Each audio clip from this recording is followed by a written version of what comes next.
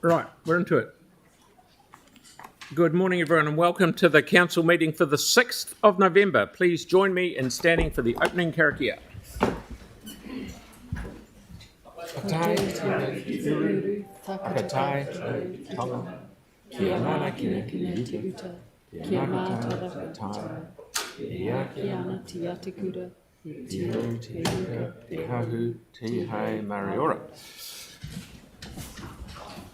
Thank you very much. I have no apologies today, but Deputy Mayor Cotter is joining us via Zoom. Hello there, Pauline. And a little one for Yanni for lateness. Thank you. Consistent with Standing Order 6.8, Item 18, Three Waters Activity Report, Item 19, Planning Consents Unit Update, and Item 20, Building Consent Unit Update, are withdrawn from the agenda mainly because of time. We've got a live streamed PC 14 meeting at 3 o'clock on the dot, and there's a lot of people coming in, and it has to tie up with that. So they will be done before Christmas. We're just doing it because we're going to run out of puff otherwise. Okay. Right. No declarations of interest today, so we'll move on to public forums. Firstly, I'd like to welcome Bradley Nicholson, who will speak about engaging with the council regarding rates remissions for the Oxford Terrace Baptist Church.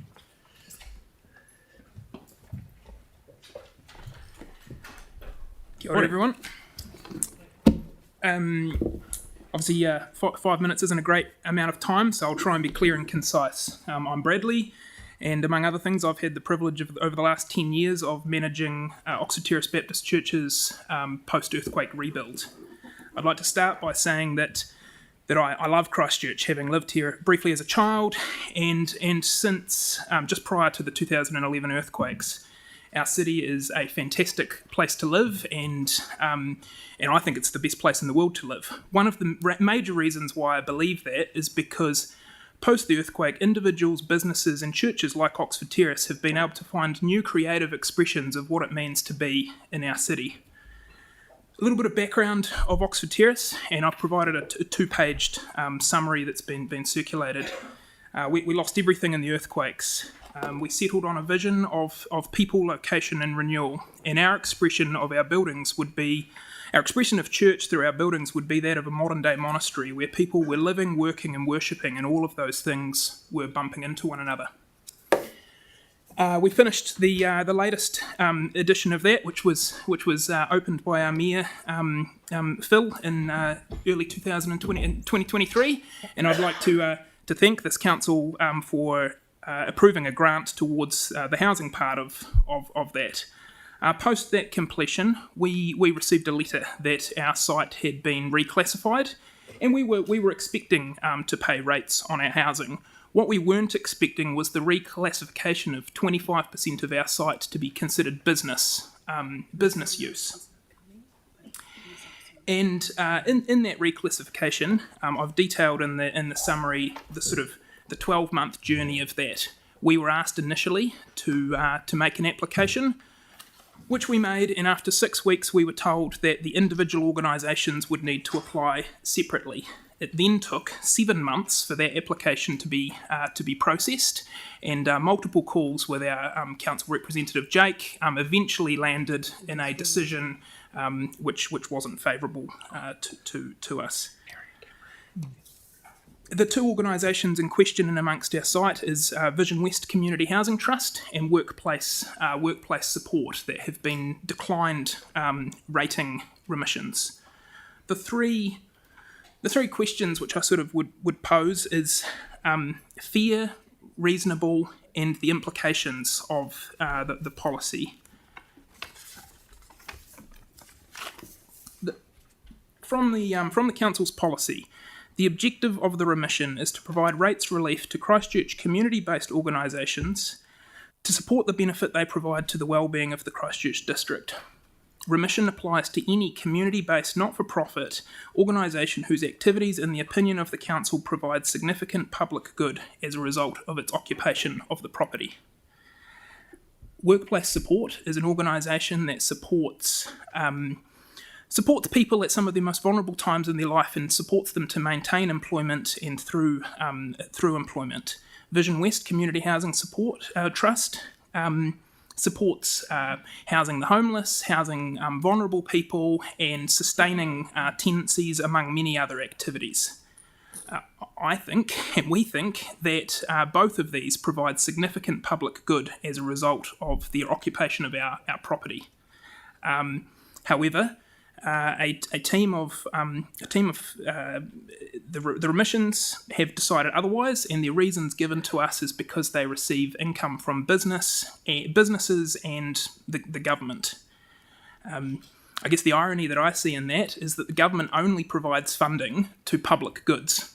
So to then be told that you're not providing a public good because you're receiving public funding seems a bit ironic to us. In our opinion, the application of this policy hasn't been fair, and we're not sure what other organisations are or aren't receiving this. And there's two parts to that. Firstly, we would say that our expression, everything on our site is an expression of the church, and we don't think that the 7-month process to do that was reasonable. And finally, the implications of this policy and how it's being stood is that there'll be less opportunity for these public goods that Vision West and workplace support provide.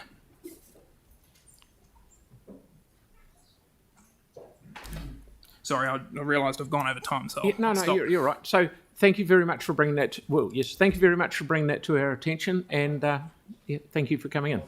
Good on you. No, if we don't. Thank you. All right. Yeah. Thank you. Righto. Next, we'll hear from Lana and Suli from Monavā, who will talk about the services and supports they provide to Pacific Rainbow communities in Christchurch. Welcome.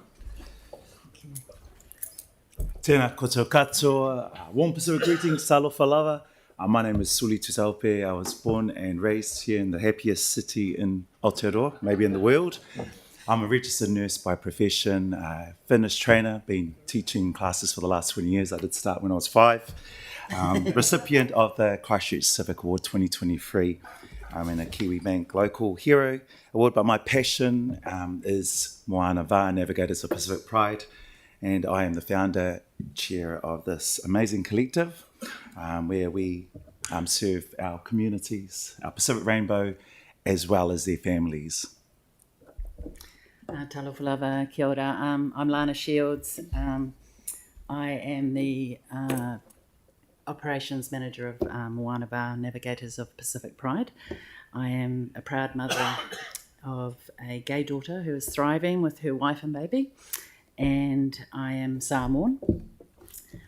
Also the niece of a prominent Pacific leader who passed away, also identified as whawhawhine, but not publicly gay. So we first of all would like to thank you for granting us the $20,000 from the Strengthening Communities Fund.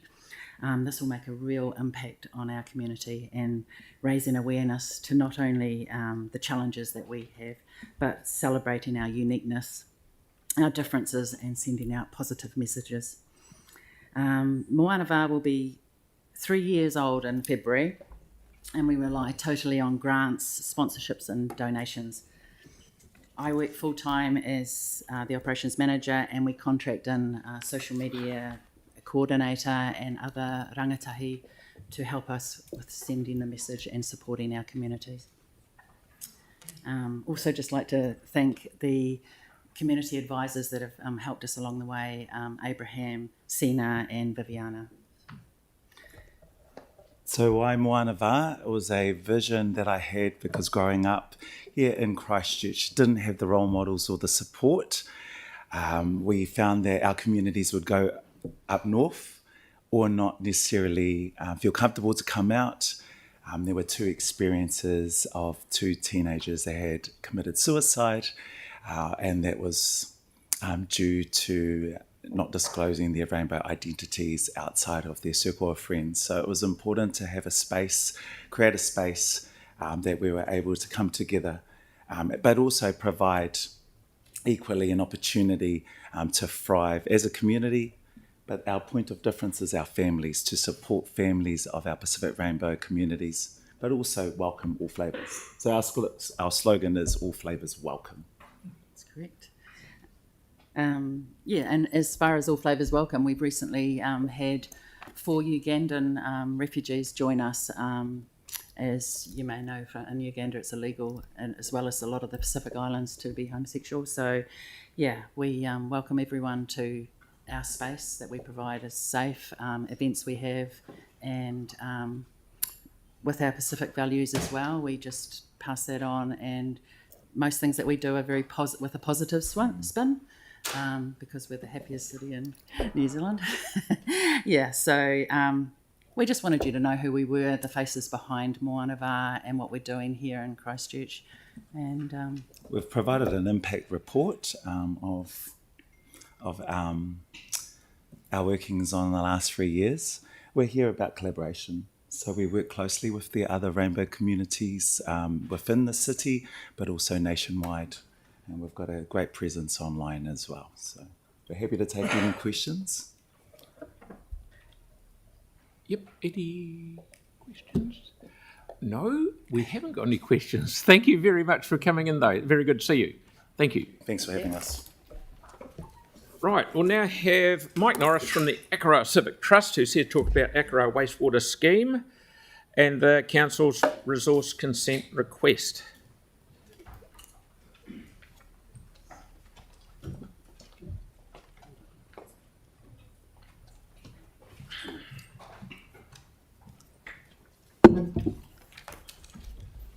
Harry.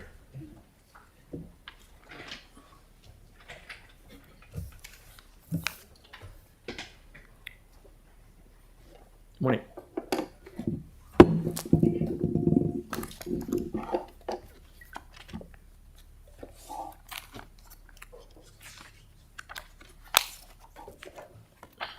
Well, good morning, everyone, and thank you, Mr. Mayor and councillors, for making it possible for Harry and myself to present today.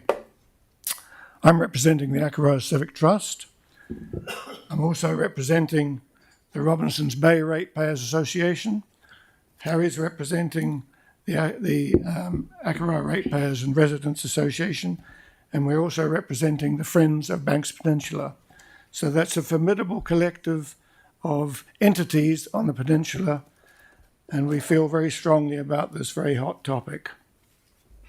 So, imagine this: a wastewater scheme that could deliver potable, near potable water to all the households of Akaroa in the district. A wastewater scheme that could deliver a safe and near potable discharge to the harbour, in the middle harbour, not 100 metres away from Red House, as the current scheme is using. 3 years to build and a $30 million price tag. Imagine that. Well, back in 2014, that is what the council promoted, an excellent scheme which everyone supported after much submission, discussion and thought. It was a very well engineered scheme. It was submitted to ECAN for consent. It passed on 2 counts and failed on the 3rd, which was the harbour discharge. So ECAN directed the council to go back to the drawing board and come up with a land-based solution. That's a tough ask for a population the size of Akaroa to be absorbed onto land. So, after the decline of the application, we are now faced with a nightmare scenario. A $100 million project, and it's bound to blow out. A gigantic tank farm at Robinsons Bay with 9 tanks and 23 metres in diameter, 9 metres high, the biggest structures on the peninsula. 700 kilometres of irrigation pipe, 2.3 million drippers, irrigating dryland-loving Kānaka on land 37 hectares that you own at Robinsons Bay, which I note you've already started planting in, which you don't have a resource consent for the scheme yet, so maybe we're going to have an unwanted forest in Robinson's Bay. We are going to have raw wastewater overflows into tidal streams and beaches, Robinson's Bay and Children's Bay. No, stop. This laptop is seized up here with the slides. Could the IT person sort it out, please? Just need an arrow, do we? No, well, the arrow. Oh, yes, thank you. Great. So we're page 20. We have a massive terminal pump station adjacent to the recreation ground in Akaroa and on reclaimed land in the tsunami zone. Now look, we're pretty sympathetic to the council's position here. You're in a real bind. You cannot continue the current system operating out of Red House Bay, and we understand that. And we also agree with Ngāi Tahu. It should never have been put there in the first place.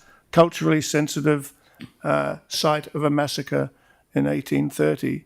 So we totally support having to move it. But there is significant angry public concern about the new proposal. Even our MP, Vanessa Wienink, raised the very issue in Parliament 2 weeks ago, and she highlighted the need to look at whether we're getting value for money and whether cultural insensitivity needs to be re-examined. So we've had community board sessions where council staff have come and they've tried to allay our fears for the system.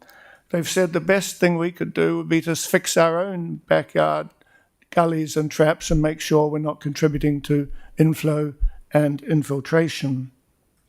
We've had 2 significant public meetings, well attended, over capacity. And look, the overwhelming feeling of those meetings was go back to the council and ask them to pause on this crazy scheme, go to Ngāi Tahu and Onuku and hammer out a better outcome. We had massive applause when we put those 2 thoughts to the people. We're in the long-term submission. I've written to you, Mary, when you were Deputy CEO, expressing our concern after the Becker report came out. You very politely replied saying, thank you for your opinion, but we don't agree with you. And so here we are now, slide 25. We don't know what the operating costs of this massive scheme are going to be. But if you work out there's 17 kilometres of pipeline before you get to the 700 kilometres of irrigation pipe, the maintenance alone is going to be horrific. And of course, nobody's mentioned that yet. We feel the council is sidestepping on the route to its consent. It is making piecemeal applications for discharges that are not included in its original application. We want transparency. We want you to tell us what's really going to happen, how many days of the year we're going to have outflows onto the beaches of raw sewage, which is worse than we have at the moment, and we cannot wait for your discharge consents to be applied for. We want transparency and we want sanity. We would urge you to withdraw your application for a consent and rethink the whole thing until it is complete, until you've got devotional included in it. Thank you. I'll take any questions if you want them, or we can leave them till Harry's finished his presentation. Yeah, you've used up your time, which is fine. If Harry, if you'd like to carry on your... Yeah, I'm ready to carry on. Yeah, far away, bud. Cameron? Oh, and you're joined by Cameron, is that right? Yes. Yep. So just hit the arrows. Don't touch the pad, most pads. I'm going to talk about a couple of points, then hand over to Cameron Jasper, who's an expert in hydrogeology. The big flaw in this scheme, as I see it, is the assumption about population growth. You've told the consultants that the population growth in Akaroa is going to be 0.32% per annum for the next 30 years. That means in 30 years' time, you get 10% population growth. You need to do a reality check on that. Talk to the trade staff who are busy renovating all those holiday homes into permanent homes. We think population growth is going to be more like 4% per annum, which will be on a par with other towns, Methven, Hamner, Tekapo, for example. That means doubling the population in 20 years' time. When that happens, you won't even cope with 60% of what's coming down the pipes with the wastewater scheme. Mike's talked about the fact that there could be overflows and there could be surface runoff into the harbour, and it's at the top end of the harbour. That's the wrong end of the harbour. I mean, that should be obvious to everybody. Anything like that should be happening at the seaward end of the harbour. And a long discharge pipe was considered earlier on, and it was discounted on cost. It was expensive then. It doesn't look expensive now compared to what you're facing at the moment, and that should be re-looked at. And the other option that is a real possibility for a viable alternative is a variation on managed aquifer recharge. And at this point, I'm going to hand over to Cameron, who has experience in the Akaroa area talking about this, and he will present his ideas on this. Thank you. Thanks, Harry. Can we go next slide? No, you do. Oh, I do it here? Okay, You do it there. cool. Yeah. All right. So I'll just really quickly try to get through the background, previous MAR options that were looked at, and some injection bore testing results that happened at the current wastewater treatment plant.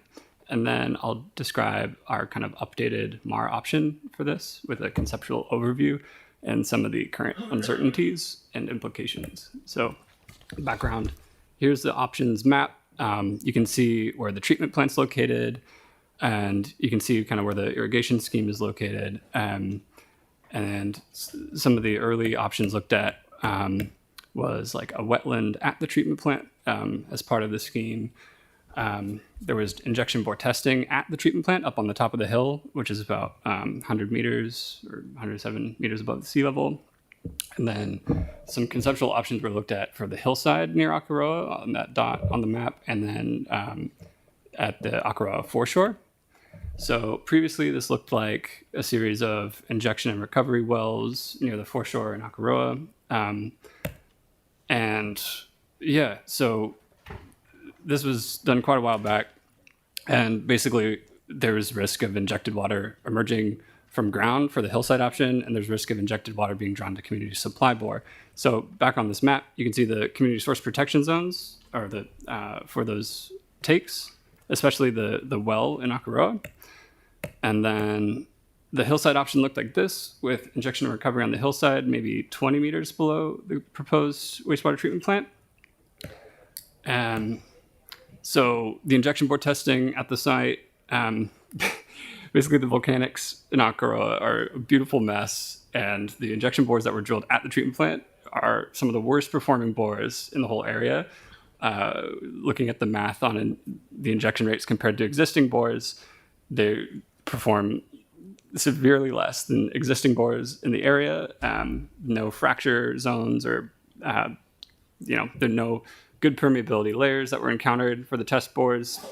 So then a little math was done with 20 meters head injection pressure. You get much bigger performance with a bit of head pressure on them.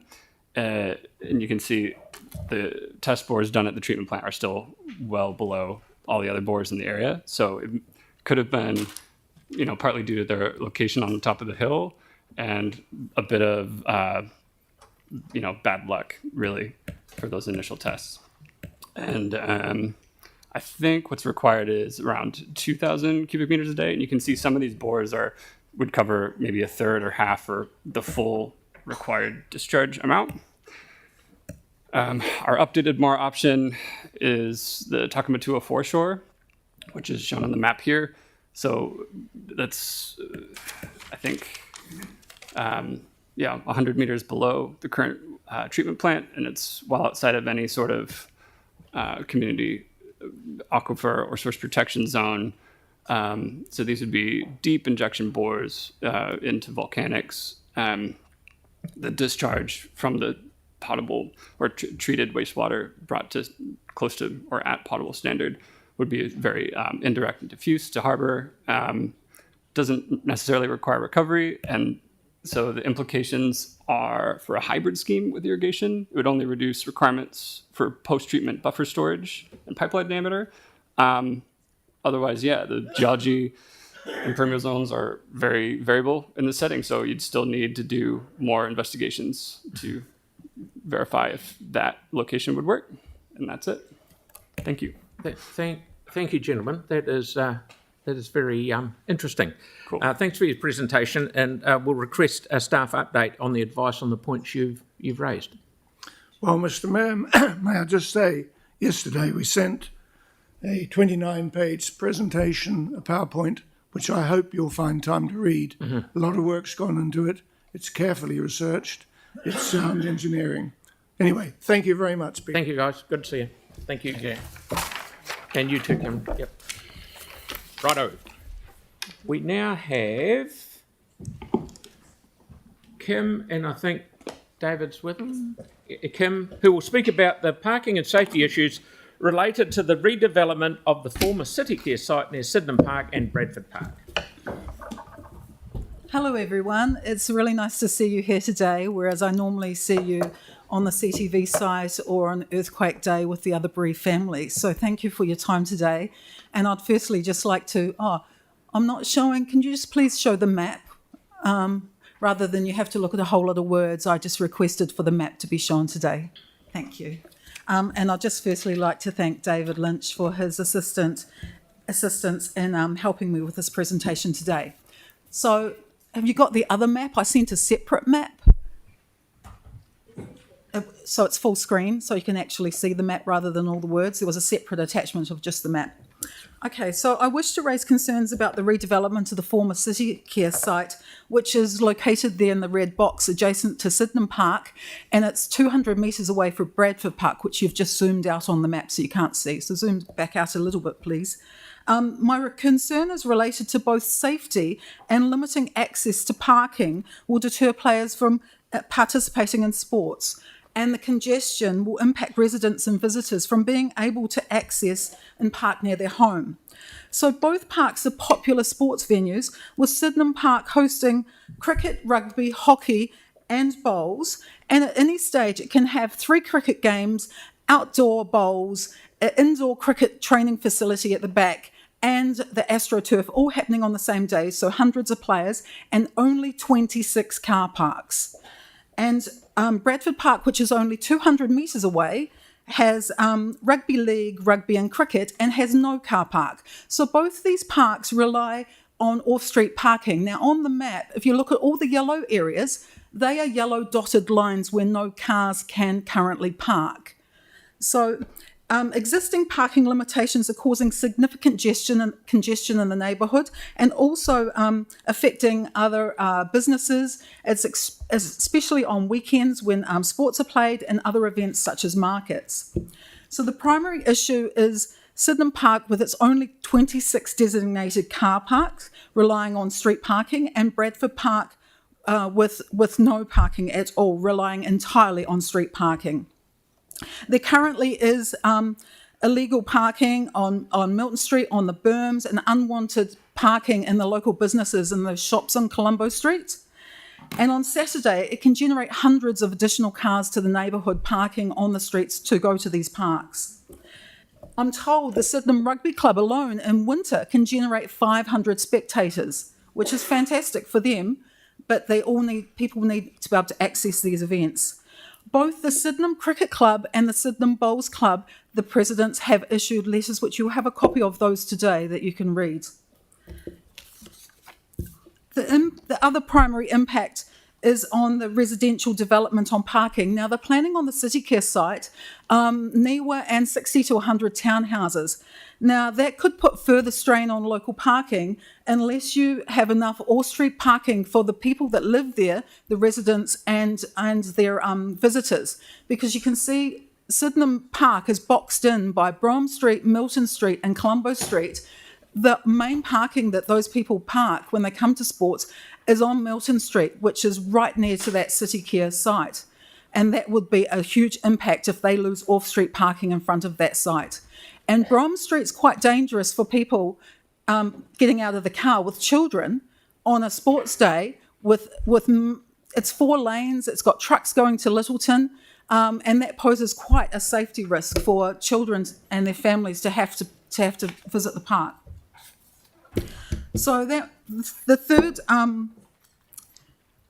third is accessibility concerns as raised by being gridlocked in there of those 3 roads and the limited parking with the yellow lines and the safety with the tamariki getting off on those roads.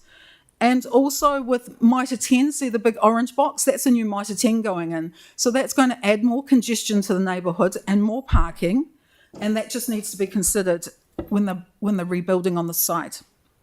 The safety concerns has also been raised for ambulance access to Sydenham Park. Now, down the left-hand border of that red CityCare box is Johnson Street. That is the only way into Sydenham Park. It is currently very narrow. It's got yellow lines down one side of it. And then once the ambulance goes down there, it has to go through the 26 car parks to get access to the grounds if they need an ambulance on the sports field. That's a safety concern that's been raised by the sports clubs.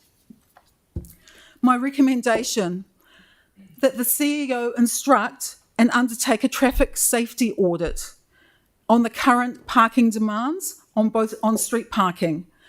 And not for the audit to be done on a Monday to Friday, but the audit to be done on a Saturday when people are playing sports at the park. So you can see the reality of how much off-street parking is taken up by the sports players.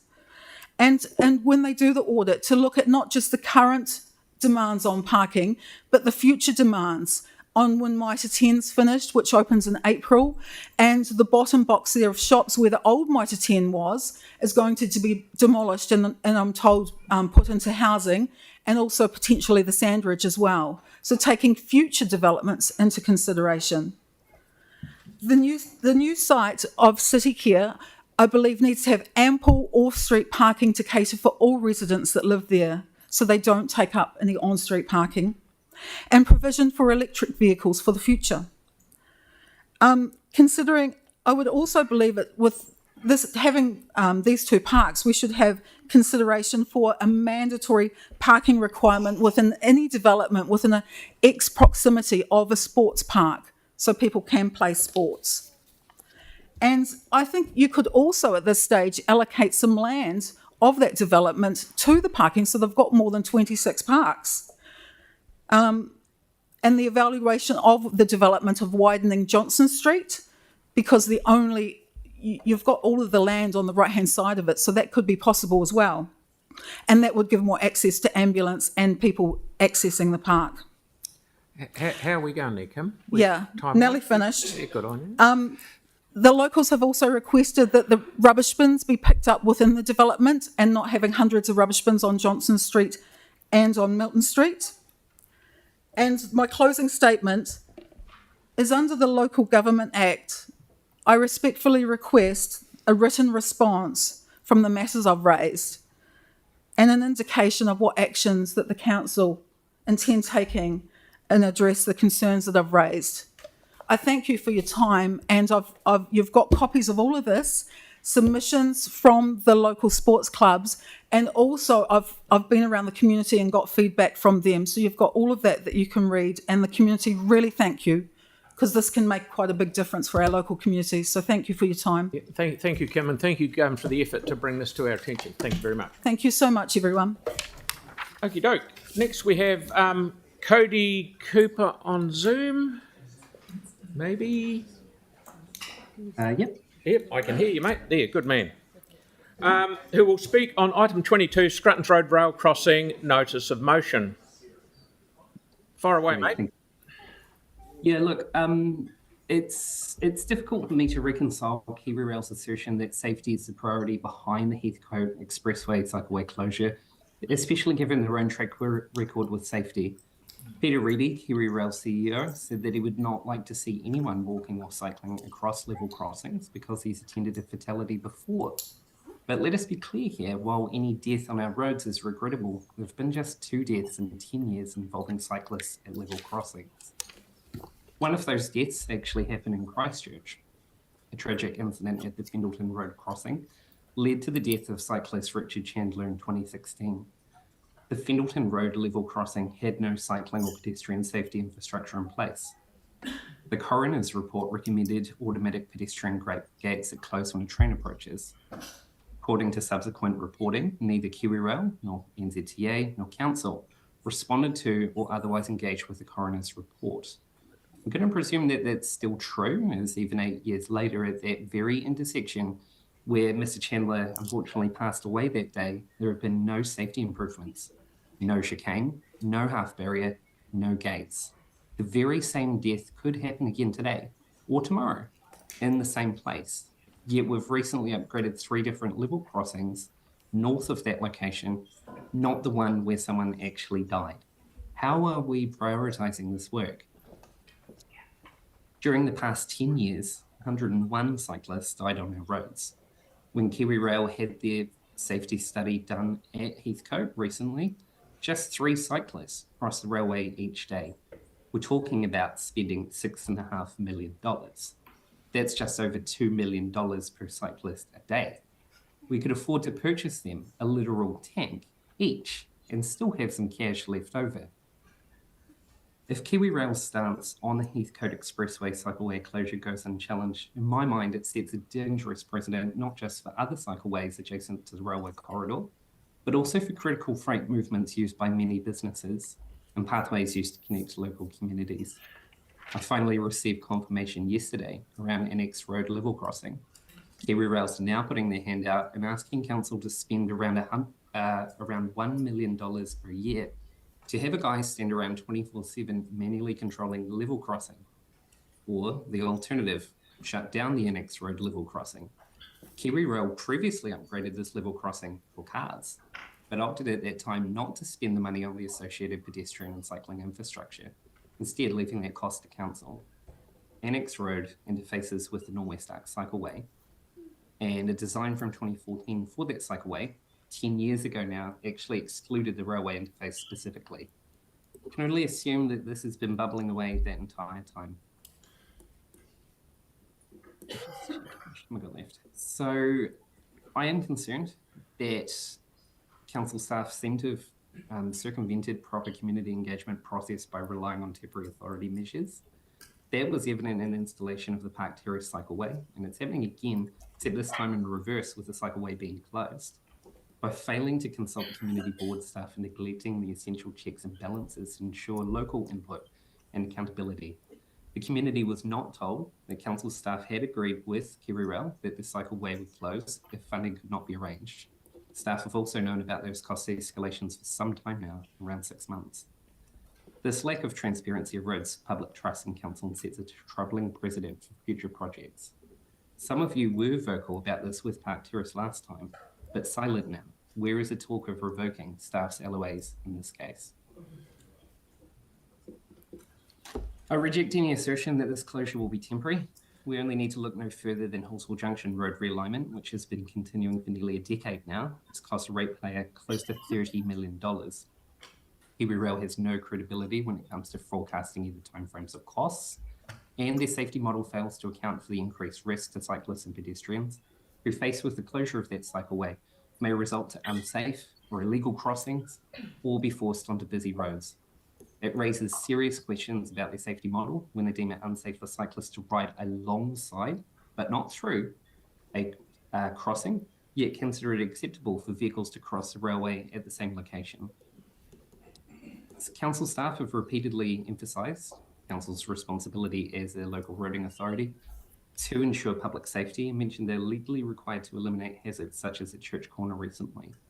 Forcing cyclists to navigate high traffic areas or contend with heavy trucks due to the closure of the cycleway will significantly increase the actual, not perceived risks to cyclists' own personal safety. Therefore, it's essential that council firmly rejects Kiwi Rail's proposal, not required to, in the document. If Kiwi Rail insists on closing the crossing, any associated risks and costs must rest with them, not the city and its ratepayers. In fact, it's worthwhile noting that Kiwi Rail doesn't even pay rates under Local Government Act. They're literally living rent-free. All good. Thank you, Cody. That's very clear. Thank you very much for your presentation. Thank you.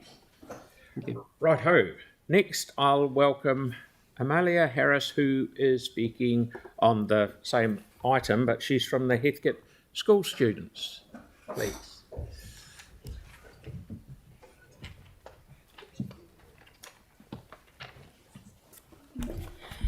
Kia ora koutou, my name is Amalia Harris and we have come to speak on regarding the potential closure of the Heathcote Expressway. We are a range of students from year 7 to 11, and we attend Heathcote Valley School, Te Aratai College and Hagley College. Hi, I'm Ali. I'm a year 9 at Te Aratai College. Hi, I'm Zara and I'm also a year 9 at Te Aratai College. The bike track is a great way to meet friends at the tannery and go into town. And it's the best way to get to Te Aratai College because there's no dedicated bus to get there. How we would be impacted personally. We would need to bike on the highway. Port Hills Road is 60 kilometres, lots of trucks, underpass, and it's scary and dodgy. It's very dangerous crossing the Littleton off-ramp. Heathcote students would need to go on the footpath, which is more dangerous with cars pulling out and more pedestrian accidents. There would also be less students biking. Zara and I bike most days to school. We would stop biking altogether. At Te Aratai, there are around 80 students and teachers that bike to the school. Biking is the fastest and most efficient way to get to Te Aratai and Hagley.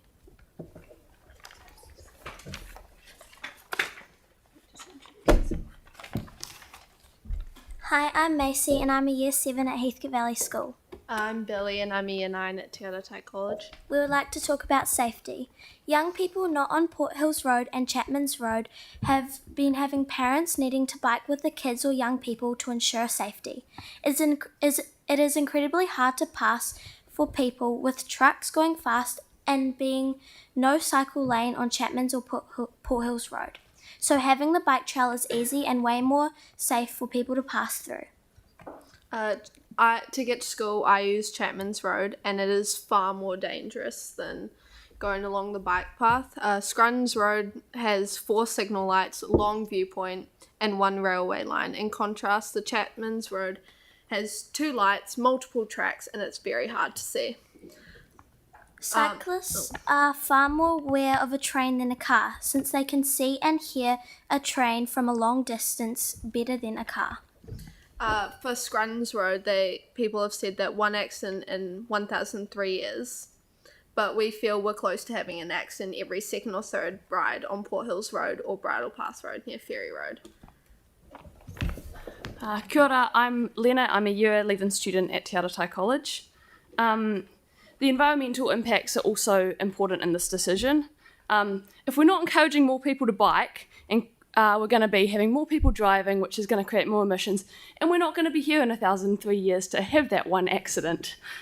It just feels like a backward step. Sustainable transport's important. Christchurch is known as this cycling city in New Zealand, and this just feels like we're kind of just we're going backwards. Yeah. And finally, the social impacts. I'm year 10 at Hagley College. A 2018 study shows that it's the best way to travel for your mental health, and as teenage students, this is actually really important for us. Social media is a big impact of mental health issues and is significantly more common than nowadays. And being on a bus, I find if I bus to school, I don't start off the day very well because I'm stuffy. I've been on social media. I don't start off very well. In contrast, if I'm on a bike, I'm able to get straight into my learning and have better outcomes. It's also for people like Zara did not want to bike when she started at Te Aratai College, and now she really loves it. And this is a big mental health impact. It's actually really helped people. It helps people all the time. You go. We have several alternatives for closing this cycleway, and if you're going to close it, we do need an alternative because the alternative at the moment is very dangerous. You could put a stop sign in to get people to stop so that they can check if there's a train. You could say it's residents only, cyclists aren't allowed on it. You could say cyclists will be fined if they cross it. You could do so many things. It's not just closing it. Because the train tracks aren't even going over the cycleway. And it's such an amazing opportunity that we've had, and it seems such a shame to lose what we've put so much effort into getting. Yeah. And we'll take any questions now. No, we've. If I stop, yeah, we're running out of time. Thank you. thank you so much for your presentation. It is quite formidable getting up here and talking to all us lot, but you did a very good job. Thank you. Okay, we have Steve from Heathcote Commuters, also speaking about item 22. Steve. Tēnā koutou katoa. My name is Steve Harris, but this isn't Steve. This is Bianca Sullivan, who's a Heathcote commuter who's here with me, and I know there's other Heathcote commuters in the audience as well. I'm a resident of Heathcote Valley. I've commuted by bike to work as a doctor at Christchurch Hospital several times every week since I moved here 18 years ago. I ride along the Heathcote Expressway. Prior to its full completion, I would ride along Port Hills Road, then down Chapman's Road over the railway lines to the Tannery to join the Heathcote Expressway. Having the section from Kenaway Road to Truscott's Road completed last year was amazing. Being able to cycle on a separate route to the heavy trucks that use Port Hills and Chapman's Road is so much safer, more enjoyable and more relaxing. Having a cycling route that runs parallel to, without crossing, the railway line across Scrutton's Road is without a doubt much safer than having to cycle over the level crossing on Chapman's Road, which, as I hope you know, is also without barrier arms and other cycle-specific safety features. As a psychiatrist, I'm interested to see the 2018 American study in transportation research that found that cycling, as was mentioned, is the form of commuting transport most closely tied to personal well-being. There are other studies that review how emotional well-being of commuters may have traffic safety implications itself. While New Zealand census data showed that the number of people commuting via bike to work in Christchurch over the last 5 years increased by 14%, there was actually a 40% increase between February 23 and February 24 along the Woolston end of the Heathcote Expressway, measured by the City Council automatic cycle counters. The increase in numbers of cyclists is very evident when I ride along the Kenaway to Truscott section of the Heathcote Expressway, and it's made up of a very wide range of ages. I believe that closing this section of the Heathcote Expressway to enable KiwiRail to change an adjacent railway crossing actually increases the risk to cyclists who would otherwise have to use the much busier Port Hills and Chapman's Road or Bridle Path and Ferry roads to ride from Heathcote Valley to somewhere closer in town. This is a very real risk for me personally, as I experienced a severe traumatic brain injury a few years ago as a result of a cycling accident, and any further head injuries from cycling accidents would have a devastating impact on me and my family. Kia ora, Steve. Kia ora koutou, Mayor and Councillors. Thank you for the opportunity to speak to you this morning. My name's Bianca Sullivan, and I'm an environmental planner and independent hearing commissioner. And I just want to say this is the first time I've actually spoken to a council in a personal capacity rather than in a professional capacity, and I hope this goes to emphasise the importance that I place on this issue. I started using a bike to commute at the age of 5 or 6 when I biked to North New Brighton Primary School, and I've continued cycling to high school, university, and now I commute to work on my bike. I'm going to cut this short a little bit, as I don't think I've got enough time. Like most cyclists, I do it for the fresh air and exercise, to feel awake and ready for work in the morning, relaxed and unwound when I get home from work, and also for the cost-saving and environmental benefits. I've lived in Heathcote Valley with my partner and our 2 teenage children for over 10 years, and I originally cycled to work via the Port Hills and Opawa roads, later using Bridle Path Road to connect to the Rapanui Shagrock Cycleway. Port Hills Road and Bridle Path roads are, in my view, dangerous places to ride a bike. So I was excited when the Heathcote Expressway opened in late 2023. I commute to work on this cycleway up to 5 days a week. Sometimes I also use it in the weekends. And here's just some observations of its use. So kids of all ages use it to commute to school, as you've heard this morning. And there's also kids independently riding outside of school as well. My own children use it to commute to the tannery or town with their friends. There are regulars who park their cars in Heathcote and use the cycleway to cycle to work. As those of you who cycle will know, cyclists talk to each other. Many of these are from settlements in Littleton Harbour, but also the hill suburbs further east. So they drive, park, and then use the safe cycleway to cycle into town. Groups of older, high-vis wearing e-bikers are common, often cycling to one of the 2 cafes in Heathcote. I regularly see parents with children learning to ride a bike. And I see the same walkers and runners, many who seem to do a loop from the northwest side of Heathcote to Ferrymead Park and back via Port Hills Road. It's not just a cycleway. At all times of the day, I see cyclists, runners and walkers coexisting on the cycleway. On a bike, you're more aware of your surroundings compared to being in a car, and I'd like to say that you can hear the trains coming quite literally from a mile away. The key hazards on the cycleway are the pukeko, who congregate on the path under the motorway bridge, the occasional out-of-control dog, and the groups of e-bikers I mentioned who take up the width of the cycleway and are too busy talking to see cyclists coming the other way. I feel comfortable managing these risks. I've lived in several Christchurch suburbs, and even prior to the City Council's cycleway network, have always been able to work out a bike route to the city that doesn't involve busy roads or dangerous intersections. Heathcote is the exception to this, with no safe route out of the valley without the cycleway. Will I keep cycling if the cycleway is temporarily closed? Yes, I will, but I'll be doing so knowing that there's a higher risk of injury or worse. I suspect many of the cyclists I regularly see on the cycleway won't take this risk and will stop cycling. And that's referring to Steve's 40% increase in our area. I ask that you let common sense prevail and find an alternative to temporarily closing the cycleway. I don't understand the complexities of the situation, but there must be a way to allow the cycleway to remain open until any upgrade works to the railway crossing can be undertaken. Please don't remove the safe option that we've waited so long for. Thank you very much for coming in. That's good. You've used up all the time, but that's great. Brilliant. Okie dokie. We now have Spokes Canterbury, which is Anne and Fee, also talking about Scrappens Road.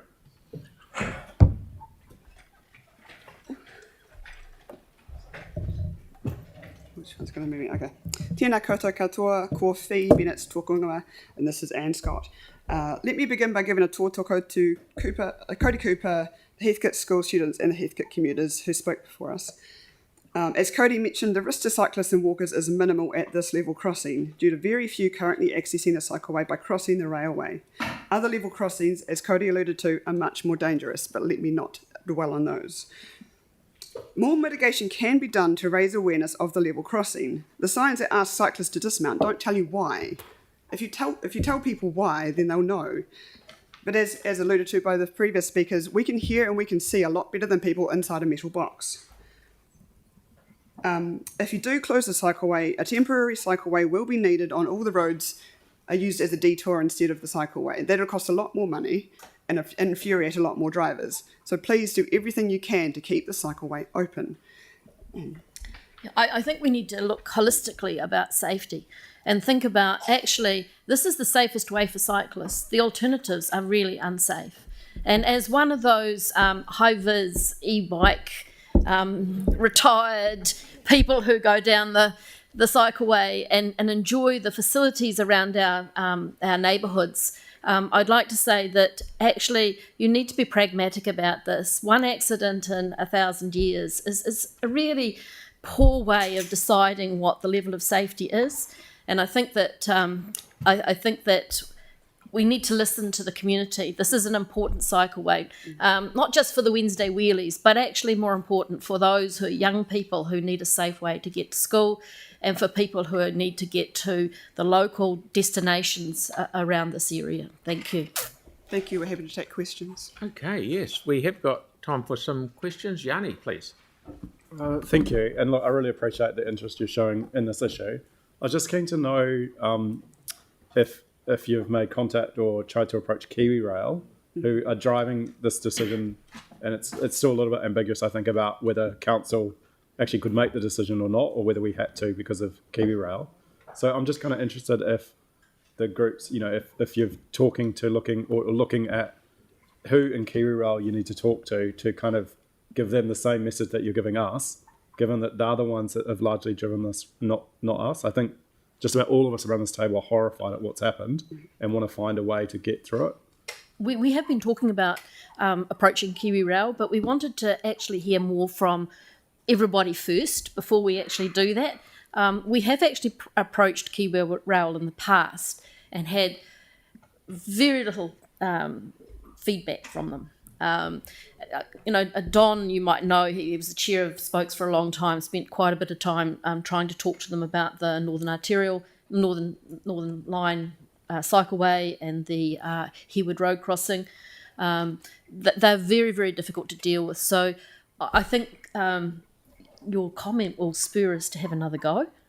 And we'll see. But what we don't understand is actually the context, because the cycleway doesn't go over the railway line. So we don't understand why this is a decision of KiwiRail. Yeah. And I mean, maybe are staff able to give a presentation while we've got the submitters in the room today on this report? Or No time. Right, No. okay. Okay, Mark. Anyway, please. thank you for. Yeah, well done, Mark. Yeah, and would you be interested in catching up offline out of the meeting here to get some contact details for some of the KiwiRail people? Yes, please. Yes, definitely. Okay, thank you very much for coming in. It's good to see you both. Thank you. Okay, now we've got a addition. We've got Thomas, who is going to talk about the same issue.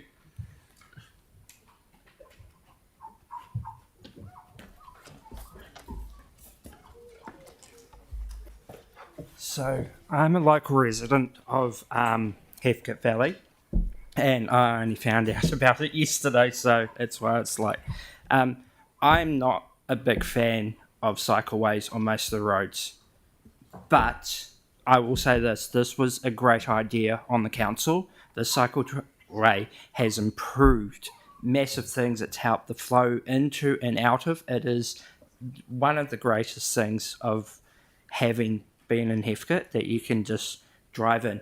I can tell you, going down Chapman's Road at 9 o'clock at night on a wee scooter, I've actually been, in the last month or two, I've had one of the trucks run me off the road. There are a lot of them actually speed. They go way over the speed limit, over 60 k's. So it is incredibly dangerous. I also, the year before the earthquake, I was a victim of being hit by a vehicle around the power roundabouts. I have a lump on the back of my ear because of that. I have 3 hours memory loss. So I know what it's like being on the road. I can assure you that would be one of the minor problems driving down Port Hills Road, because you've got all the trucks coming in, you've got all the cars coming in, and most of them are speeding. They go way over the speed limit, and it is a really, really dangerous intersection.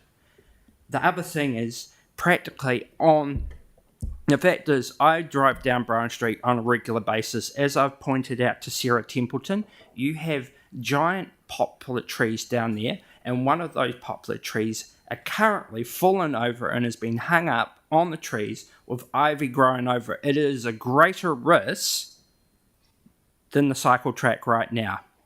And for a practical effort, it's not going to cost millions of dollars. All you have to do is put fold down gates when the train comes along. That would cover all the safety risks, period, and it'd only be $100 to $1,000.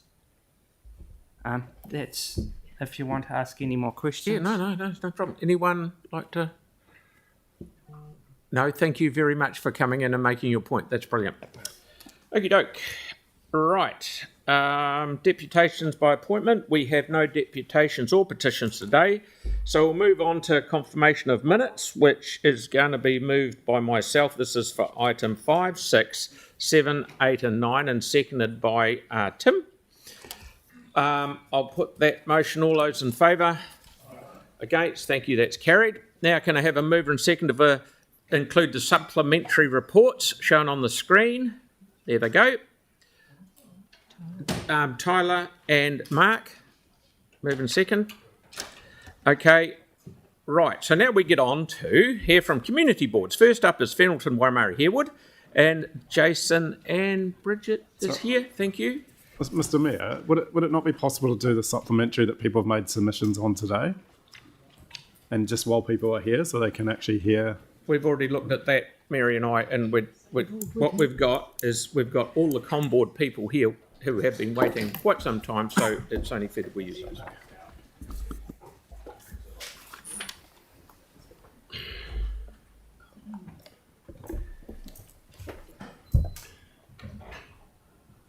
Ready to go? Fire away, mate. Yep. Good morning, everybody. So, for our first slide, decisions made under delegation. I'll just quickly whip through these.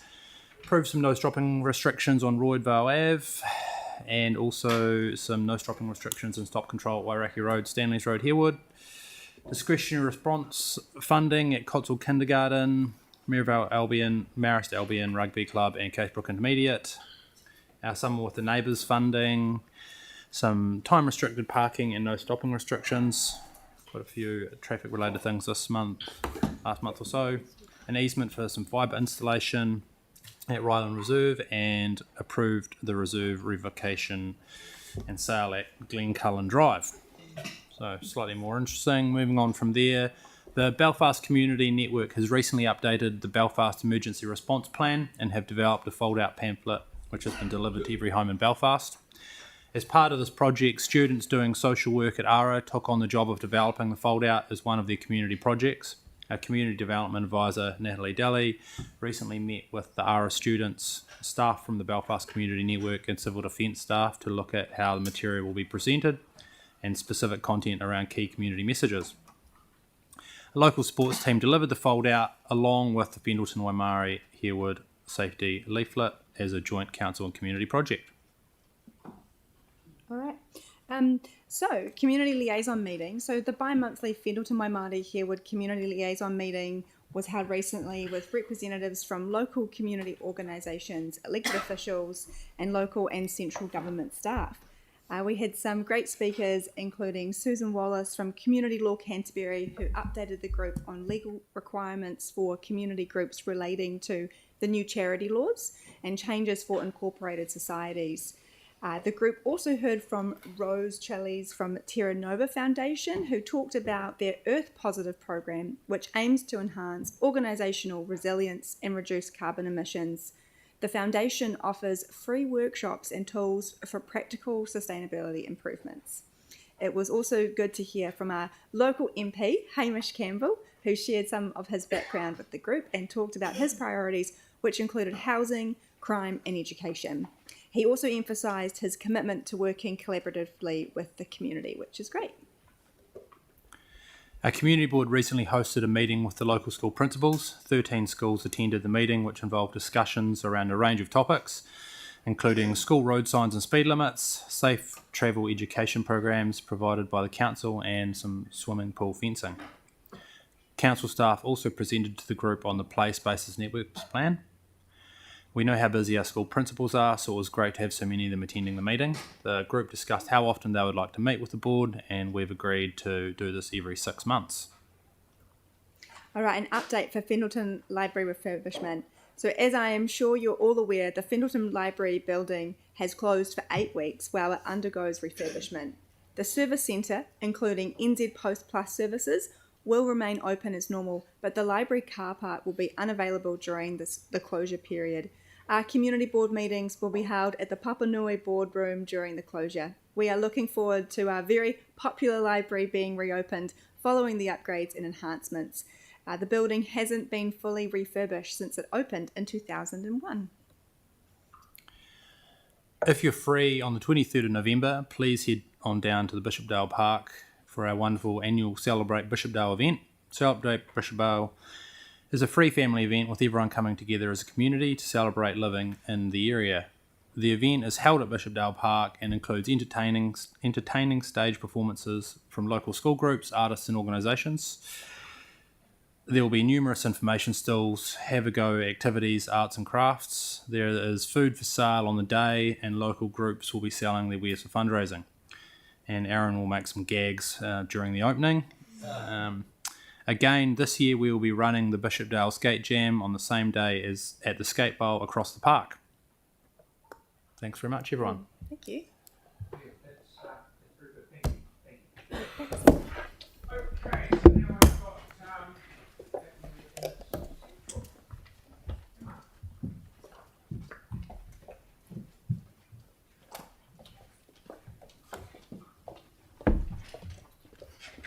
Kia ora koutou. Thank you for the opportunity to present to you today, and apologies from Simon. He's tied up at work this morning. I'm going to keep it short and sweet and just give you a quick rundown on what's been happening in our Waipapa Papanui in a central board area this past month. So our October meeting saw us approve a number of parking restrictions, consider my chair's report on the Cranford Street delegations, approve DRF applications from Marist Albion Rugby Club, Richmond Cricket Club and Casebrook Intermediate School, and finalise our board projects for next year. We had a number of presentations from the public at the meeting, including report backs from some young people who we'd given funding to, and from the Shirley Village project about the McFarlane Park SIPTED report.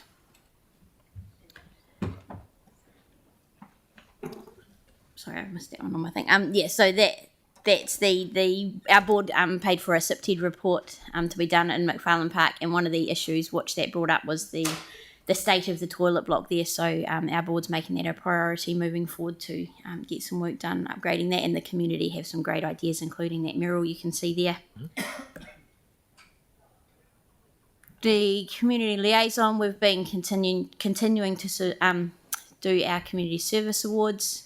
You can see there the graffiti team received some, and also Jason Harvey from St Albans Residents Association. It was great to recognise the work that he's been doing for them over a number of years.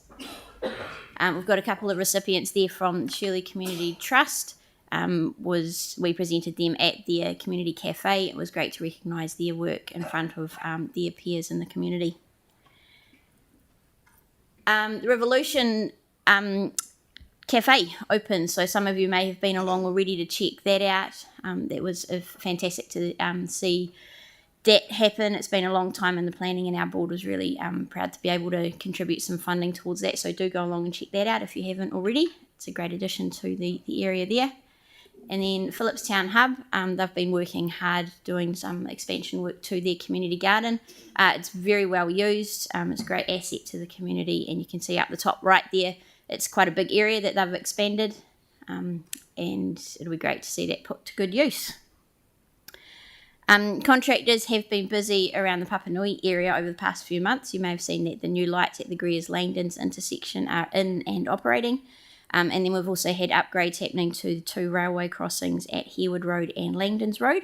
The Harewood crossing work included the lift of a 39-tonne concrete slab and tracks, which all went according to plan on the day and had trains back running on the tracks again within hours. The Harewood crossing is now complete, with work still ongoing on the Langdons one, and some preliminary work has just begun on the Sawyers Arms one this week, with the main work starting there in the new year.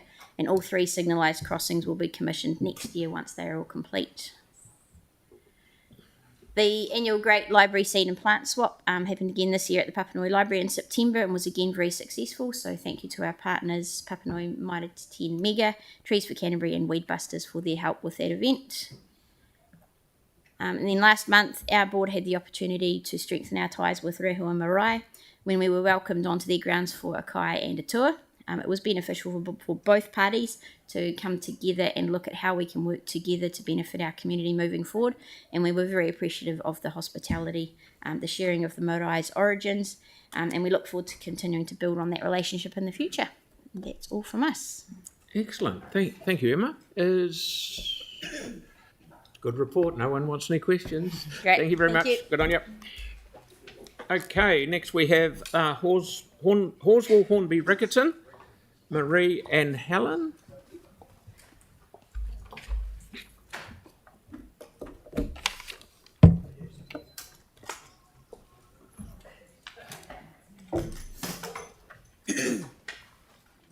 Sorry for my slowness. You're right. You're right.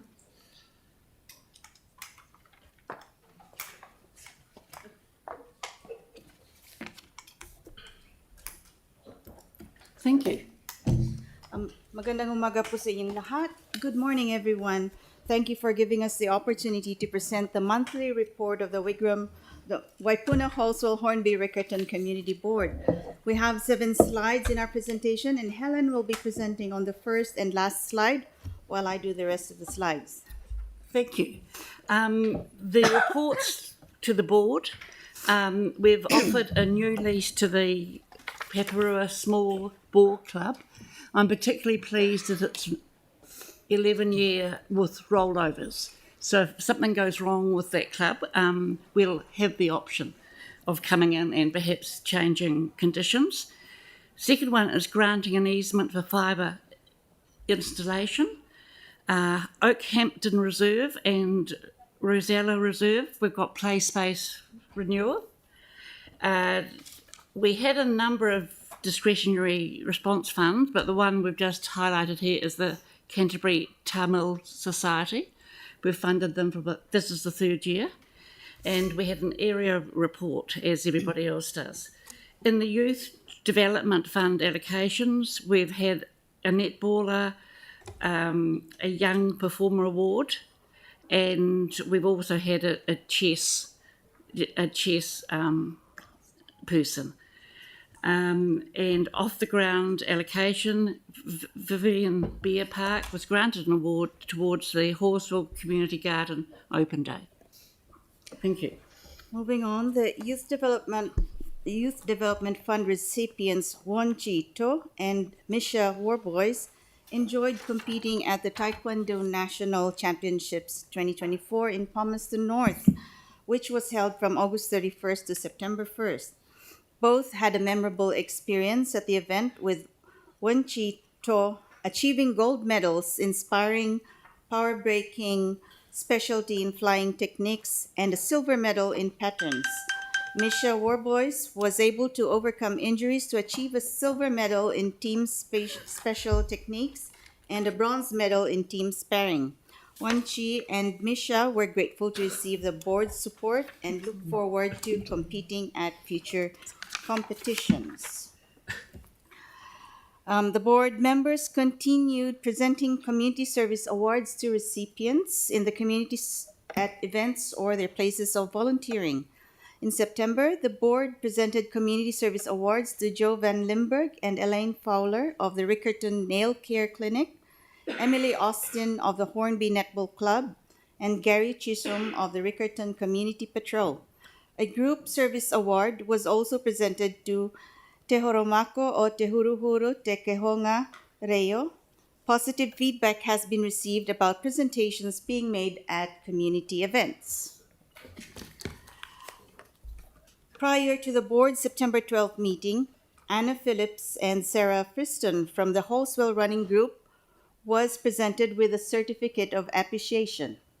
The Holswell Running Group organizes multiple running sessions every week and has started the Holswell Quarry Park runs on Saturday mornings at 8 a.m. So please feel free to join whether you want to run, walk, or volunteer. It is free for everyone. I think Councillor Moore is present in this Saturday morning runs as a volunteer. Right.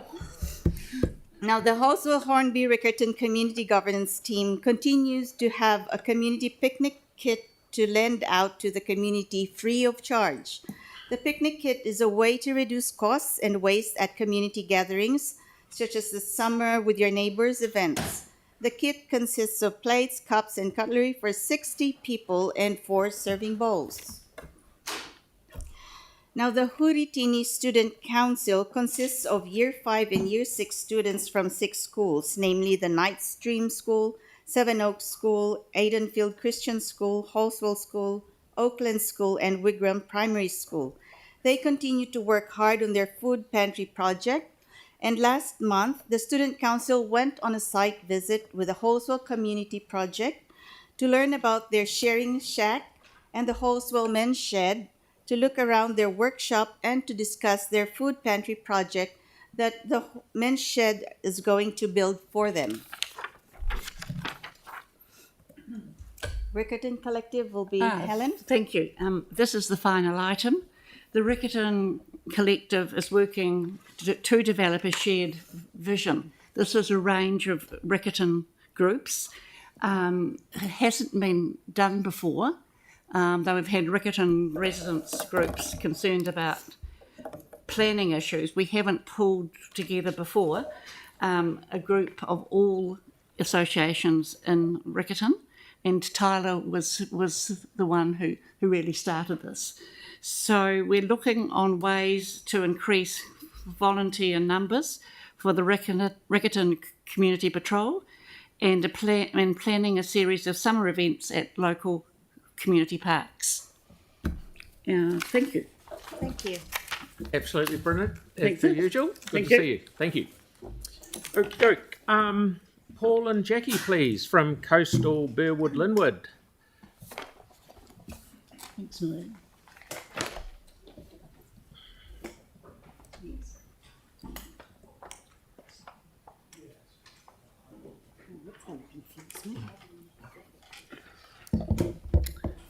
Morena koutou I te kurumātua me ngā kaikaunihira, ngā mihi nui mō te whakarongo mai kia mātou I tēnei ata.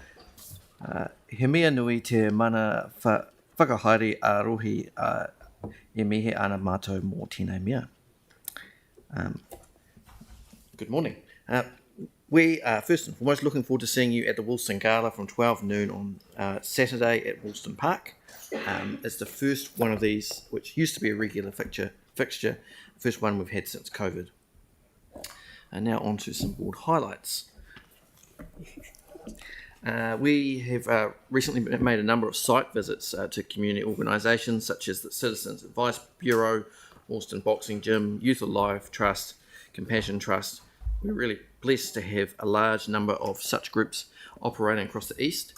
However, one of the common themes is that sudden and seemingly arbitrary cuts to government funding is costing them and their communities. Good morning, everyone. Sorry, they caught me off guard. The Climate Change Campus had their annual spring fair on the 12th of October. This is a regular visit for me, and it was twice the size this year as it has been in previous years. Climate Change Campus, if you hadn't had a chance to have a look around there, they do amazing work in the environmental areas with children and education. The Share Kai out in New Brighton, they did 5 events out there, and they saw the best attendance that they've had at any of these events would sell out every night. Always a good night. If you see Share Kai coming up in your area, you must get along there and have a chat with people you don't know and have some unusual food. Unusual for us. Thank you. This is your monthly reminder that a plan change for the interface between the residential and industrial areas is needed to ensure a buffer zone between suburbs like Woolston, Bromley, Wainoni and Hornby and the surrounding industrial area. I have just been informed that staff have increased resourcing to ensure notification of such a plan in first quarter of 2025, so that is progress. You may not be aware of the Portlink development on a bend of the Upawaho in Woolston.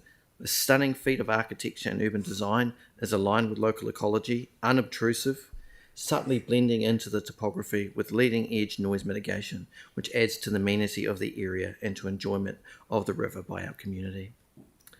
Just thought I'd just like to let you know. Jackie. Okay, we would also like to add our voice to that of many of your submitters this morning. The Heathcote Cycleway passes through Woolston, a stone's throw from my house. Seriously, I've had a look at this and the closure is ridiculous. I doubt that whoever made this decision at KiwiRail has ever been on a bike. $6 million, total overkill. And seriously, get the cycleway reopened. It's on council land, it's a council facility. Just get it sorted or put that man on a bike. Thanks. Yeah. Women are far more sensible on bikes than men. I know that for a fact. Yeah. Just bikes, eh? Finally, I just want to acknowledge on a day of global democratic significance, the importance of our local democracy, and to thank all of you for the part that you play in our local democracy. It is imperfect, it's often messy, it's sometimes slow, but at least it is something that we all do together. The people, their representatives, and their public servants. So, thank you. Thank you very much, Paul. And Yeah, we came in under time. Oh, look, we've got a question. We can take questions. We have time for one question. Yanni? Oh, yeah, thank you. I was just interested in who's advised you that there's just been additional resource put into that plan change? John Higgins. Right. So, I mean, as local councillor, am I able to kind of be made aware of what's happening there? But aren't you on the board? We didn't get any information to the board. I've just been informed just now, Yanni. Right. So later today, we're considering a spatial planning or a planning program, and there's no specific highlight to the Woolston area. Do you think that as part of, and I don't know if you've seen that report, but in terms of informing our priorities around our work program, do you think there's a need to do a little bit more higher level planning around what's happening in that Woolston industrial area? Just given the number of issues that you've repeatedly raised with the council around things like the industrial and the zoning. I would hope that the council always has Woolston at the top of its mind when it's making planning decisions. Sorry, this is about adding a specific work program project to look at the bigger kind of planning issues in that Woolston area. So we'll be able to, as you know, there is a quarterly report coming up, so we'll be able to report on that, and John will also be able to update people when we do the annual plan submissions about resourcing for those areas. Thank you. Thank you, chaps, for coming in, and chairpersons. We now have Banks Peninsula, Lynn and Penelope.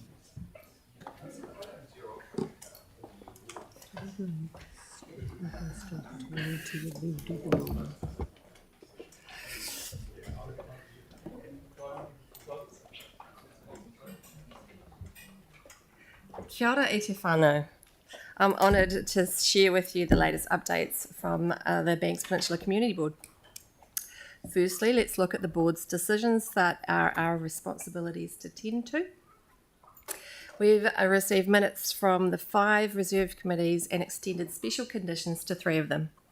This extension will allow council processes to unfold before resolving the special conditions.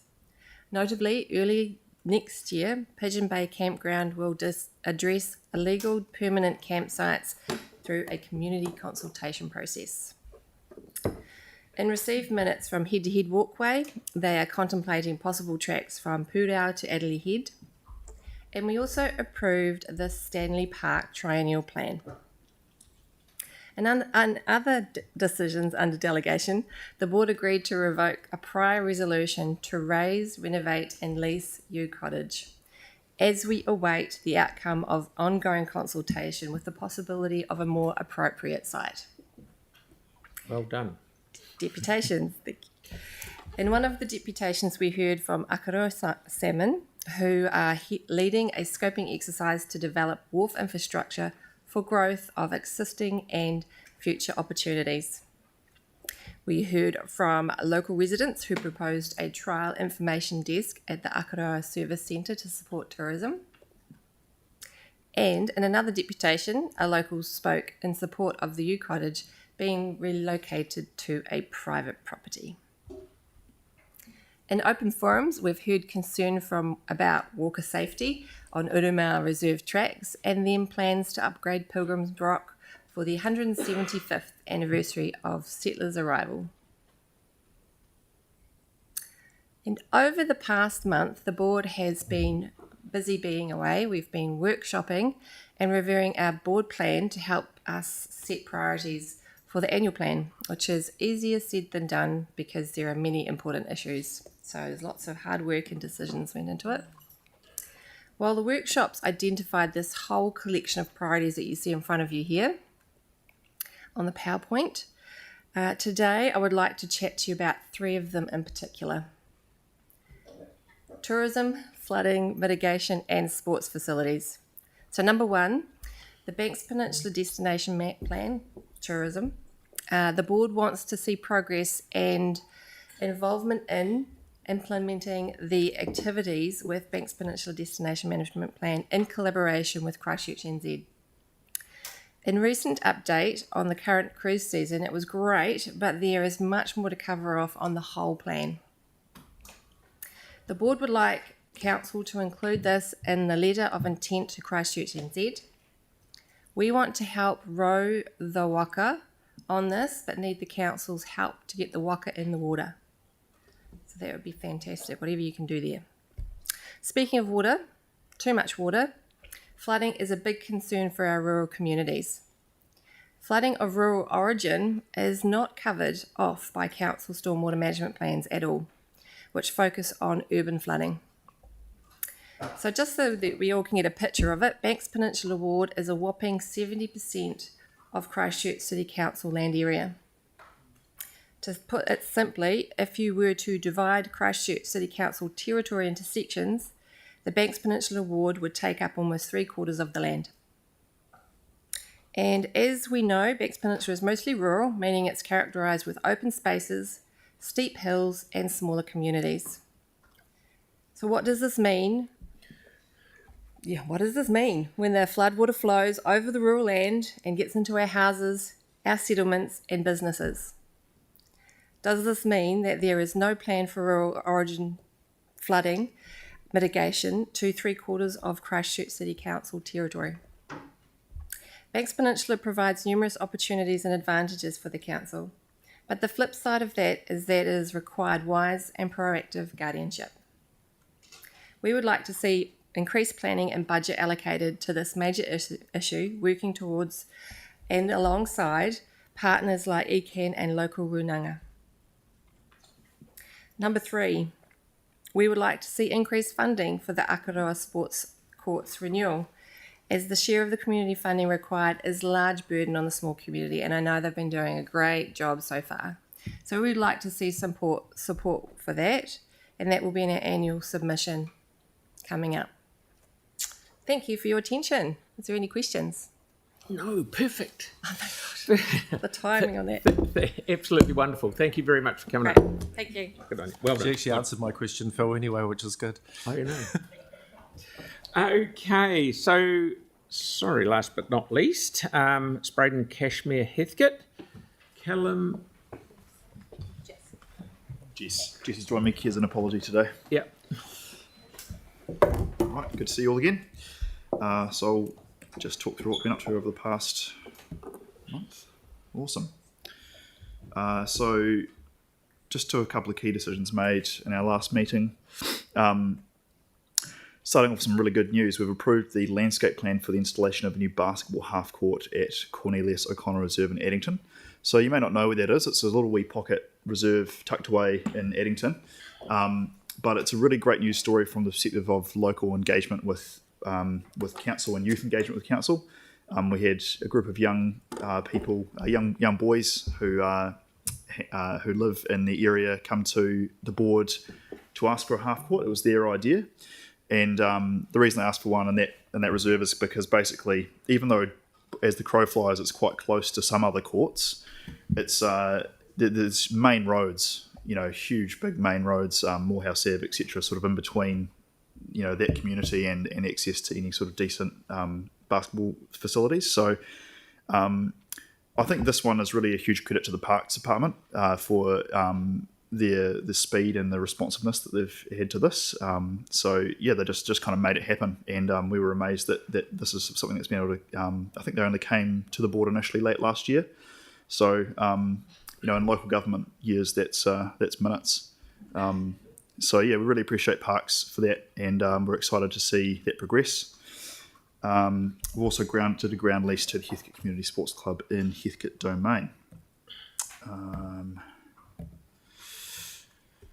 Cool. So we've got one Part A coming to council today. I just want to sort of say the main thing is that it's sort of unanimously supported by the board. We fully agree with staff's recommendation, and their reasoning was really sound around the mutual benefit to the facility, to the ratepayers, and to the local community around just dealing unilaterally with the existing lessee Physio South. They've just got really good integration with the council gym there, and good relationships with all the stakeholders. So we think it's just sort of a win-win-win. So that's coming to you later on the agenda today. Happy to answer any questions about it now as well. Another great news story is the libraries team have worked really hard to find a great alternate sort of site for a pop-up temporary library while the South Library's been being worked on to be repaired.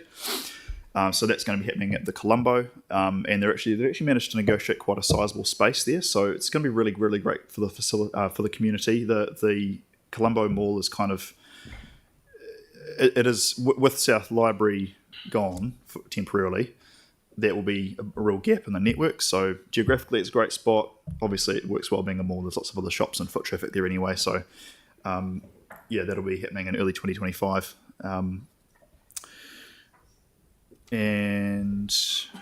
So the Sumner Village, is that time right? Sorry, Sumner Skate Park and Village Green opening events on the 30th this month. You're all invited. It's going to be a great event, long time coming, so we're really excited to see that facility kind of formally opened. It'll be good. Looking forward to that. And lastly, here we go. The Apollo land. So this is the Addington Stadium. So I mentioned last week that we'd come and talk to you about this. We don't really have much yet to come to you with in terms of sort of facts on the ground. Currently, staff are kind of working away and doing their thing. We understand that staff are expected to come to the council end of this year to get a steer from council about the future use of the site. Obviously, with Te Kaha opening up in time, that will change the need and the usage of this site quite a lot. And I think the main message that we want to convey from our board is that the process, that this is going to be really, really significant for our community. Like it's a huge site and it's got huge cultural importance. I was speaking to Councillor Moore about the importance of this site to the league community in Christchurch, and the history there is substantial. So we just feel that whatever process, we're asking the council to give staff a steer to make sure that whatever processes are done here is one that fully involves the community right from the start. And also the community board would like to have a role there as well, but mainly it's about what is the right use for this land in the future going forward that aligns with the council strategy, community need, and that's all I'll say about that really. So looking forward to finding out more about that when staff come back with the report. And that's me. Excellent. I'll just say, Callum, I talked to the landlord at Colombo, and she's very happy to have you guys there. She's actually quite fizzing about it, and great. It's going to be good for everyone, as you said. So we really appreciate they're accommodating us really well. Yeah. Okay. Thank you very much. Right. Thank you to all our community boards. I'm more than happy to move to receive the monthly reports, and the seconder is Kelly. I'll put that motion. All those in favour? All those against? Thank you. That's carried. So we'll rip into, and then we'll have morning tea after this. Number 11, the deed of lease, the Part A report.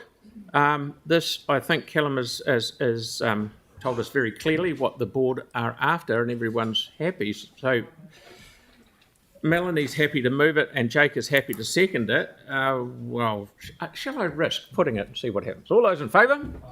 All those against? Aye. That's carried. Thank you. Goodbye. Well done. Well done. Okay, so we will have, what do you reckon? 20 past? Yeah, 20 past. 20 past, have a cup of tea, and 20 past 11, and then we'll come back for the notice motions.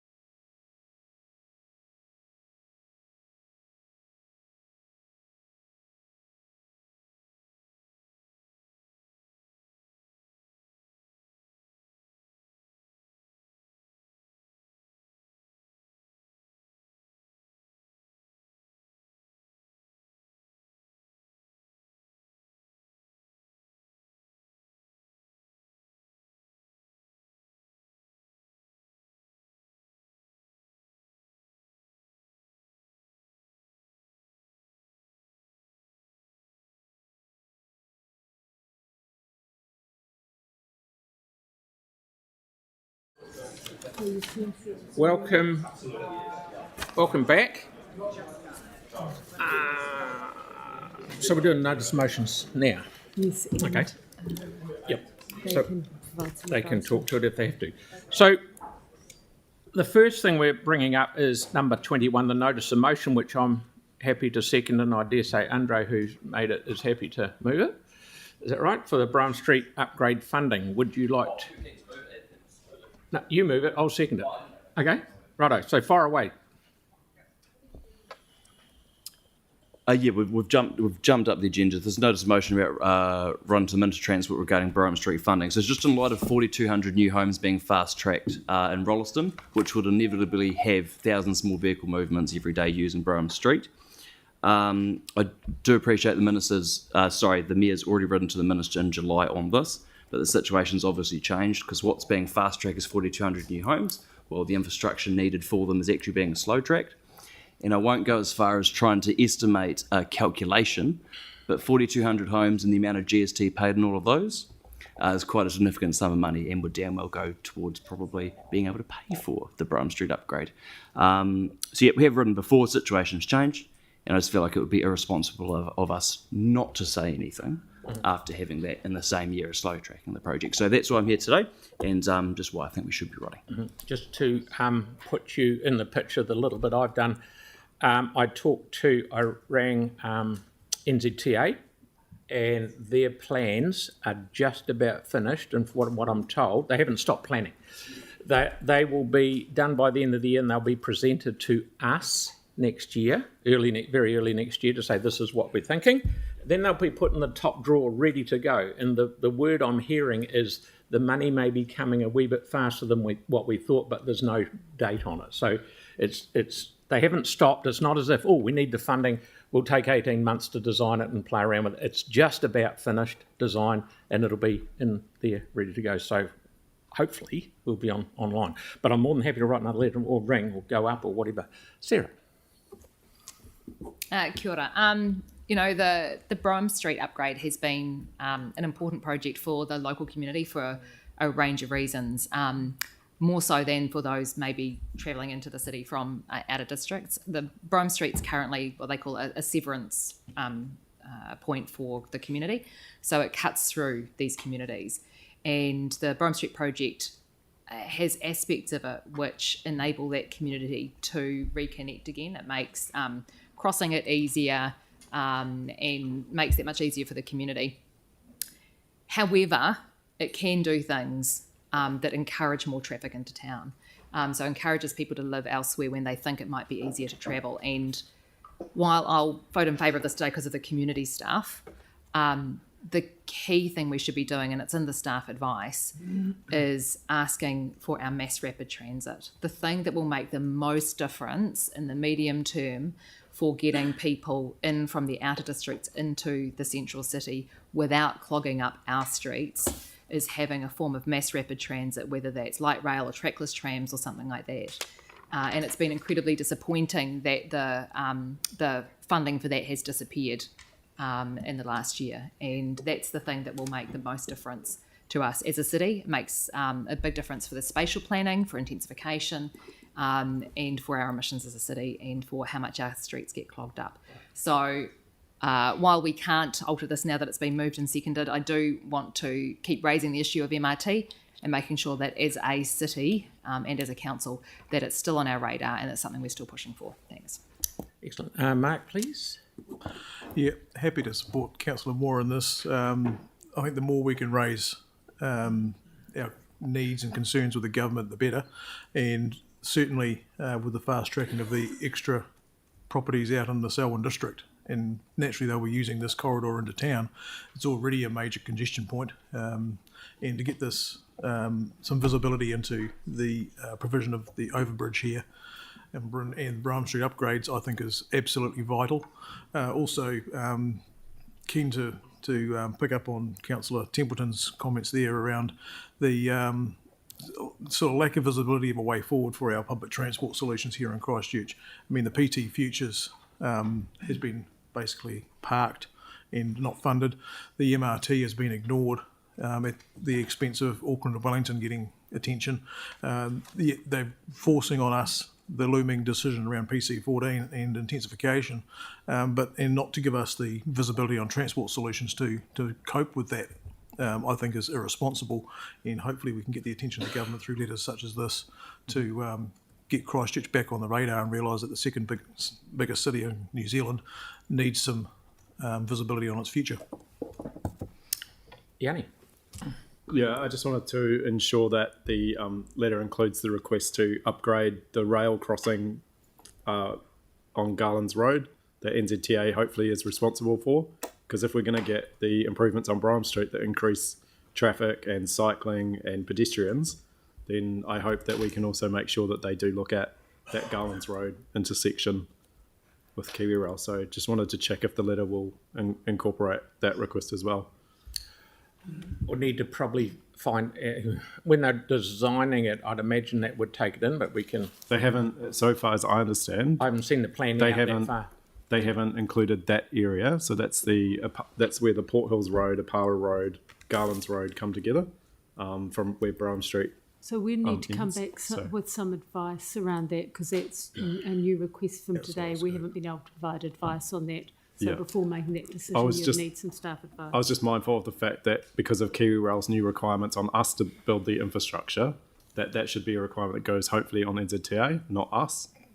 Mm-hmm. To be honest, I'm not sure how far the Brougham Street stretch goes. I'm thinking that it only goes to Old Wilson's Road, but I'm not sure, so I shouldn't say.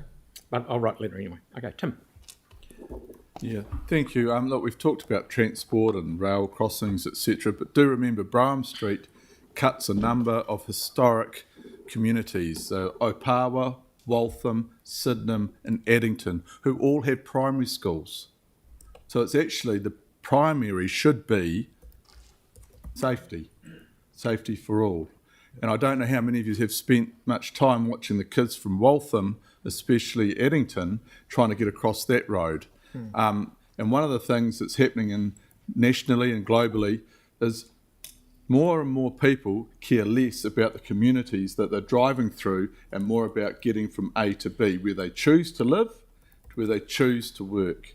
And I think we've got to change our priorities a wee bit and make that the priority over everything else. But that'll be a big mission, I suppose. But do keep that in mind. I'm supportive of this, so thanks for bringing it, Andre. The thing with this is that Waka Kotahi NZTA's worked really closely with the community. They've worked really closely with the people in Addington over the bridge, which, they're not well known for doing that. They put a lot of effort in. Quite a huge amount of effort in, yeah. So I'd like to just keep that momentum going. Thanks. Okay. So Yanni, yeah? As part of the briefings that we initially received around Brougham Street, we were told that there was a whole bunch of other projects that were going to be part of the package, which was, for example, putting a cycle lane down Gasson Street as well. So just hope that, because people know, the impact of putting a cycle lane across a railway track, that we are aware of those other things. And it would be quite good maybe just for us to get a sense of what part of the package around Brougham Street that we're responsible for and what one NZTA is, especially if we're asking for it to be brought I would forward. almost guarantee that NZTA aren't going to put any money towards that cycleway on that street. It'll be all ours, if there is one. But let's just wait until the plan... no problem. Let's just wait until the plan comes out so we can eyeball it and have a yarn to Richard and that will come around and talk to us, and we'll see where we're up to. Yeah, sorry, it's a bit like Pages Road Bridge, where there's the bridge component, which is NZTA funded, but then there's also other elements that we've put alongside it in terms of the design. So I was just wanting to make sure that we're really clear when we go to government what's in the scope of what we're requesting and what's our jurisdiction. But we're not... Well, yeah, okay, we're not... I don't think the letter would go into detail about what the road needs to look like. I think we'll keep the letter broad and ask for conversation and further development. Follow what Andre wanted. Okay, I'll put that motion. All those in favour? Aye. Again? Against? Thank you. Aye. Thanks, Pauline. That's carried. Okay, so now we'll do the next one on the Struttons Road, and I'm understanding that Sarah's going to move it and Mark's going to second it? Is that... there's an addition that's being moved, but that has to be done with the agreement of the meeting. So to change a notice of motion, it needs the majority of the people around the table to agree to include. We're not able to even delay at this stage without the information. So the proposal is just that staff provide advice on keeping the Heathcote Expressway open in time to inform a council decision ahead of the proposed closure date on the 14th of November. So then we just get the advice and we can make a decision. If people are happy to include that. So just the advice around that, and the team will give you some advice, but in terms of procedurally, what we would need to do to be able to do that is potentially at the end of today adjourn this council meeting and reconvene next week, because we don't have a formal council meeting till the week 20th. after. Yeah. And we could do that, say, on Tuesday, Tuesday. include that in our briefings, yeah. Yep. Is that, yeah. Okay. Victoria. I've just got a question in relation to that highlighted number 4, and it's recognising the complexity of the issue, and particularly from the legal aspect as well. Will staff be able to do that in this time frame? Well, the advice today was you could not make that decision today because you needed advice. We will aim to give advice whether we have sufficient advice by next Tuesday. That is my question. Are we setting them up to fail? Well, we'll get as much advice. We did talk to the team at the break, and so we'll seek to get as much advice as we can by the Tuesday. So in the event that they are not in a position to give us advice and for us to make a decision, what happens then? You just defer that decision until later. Yeah. Just to be clear, when I was first looking at a change to the notice of motion, it was going to be to defer the closure until the Kiwi Rail Board had time to consider our request and had got back to us, which might only be a deferral of a couple of weeks, but I was told that we didn't even have enough advice for that. So that might be one of the options that comes back to us next Tuesday, is just to it might be that we can just defer it for a couple of weeks until Kiwi Rail have considered it, or it might be that we can just say no. Yeah. Okay, Aaron? Yeah, just because, all of the council are in agreement that this is ridiculous, along with the community. There's no one that agrees that closing this is a wise idea. And it is so far removed from the purpose of what health and safety is meant to be achieving in New Zealand. Would it not, or should we have not been asking for the appropriate ministers and the CEO of Kiwi Rail to meet the mayor on site to clearly show them how ridiculous this is? And I think a handshake and a walk away would make more sense than all the other stuff, but invite them to the site. And we could include that in the letter. If it's all right with the mover. I mean, they turn up and... We don't need to change it. We'll just okay, in the letter, thank you very much. No, that'd be great. Just to throw in the local council. Before we start debating the issue, perhaps it would be good to get the staff to just talk about the situation. Yep. Situation. Or I can do it. So, kia ora koutou. Staff received a letter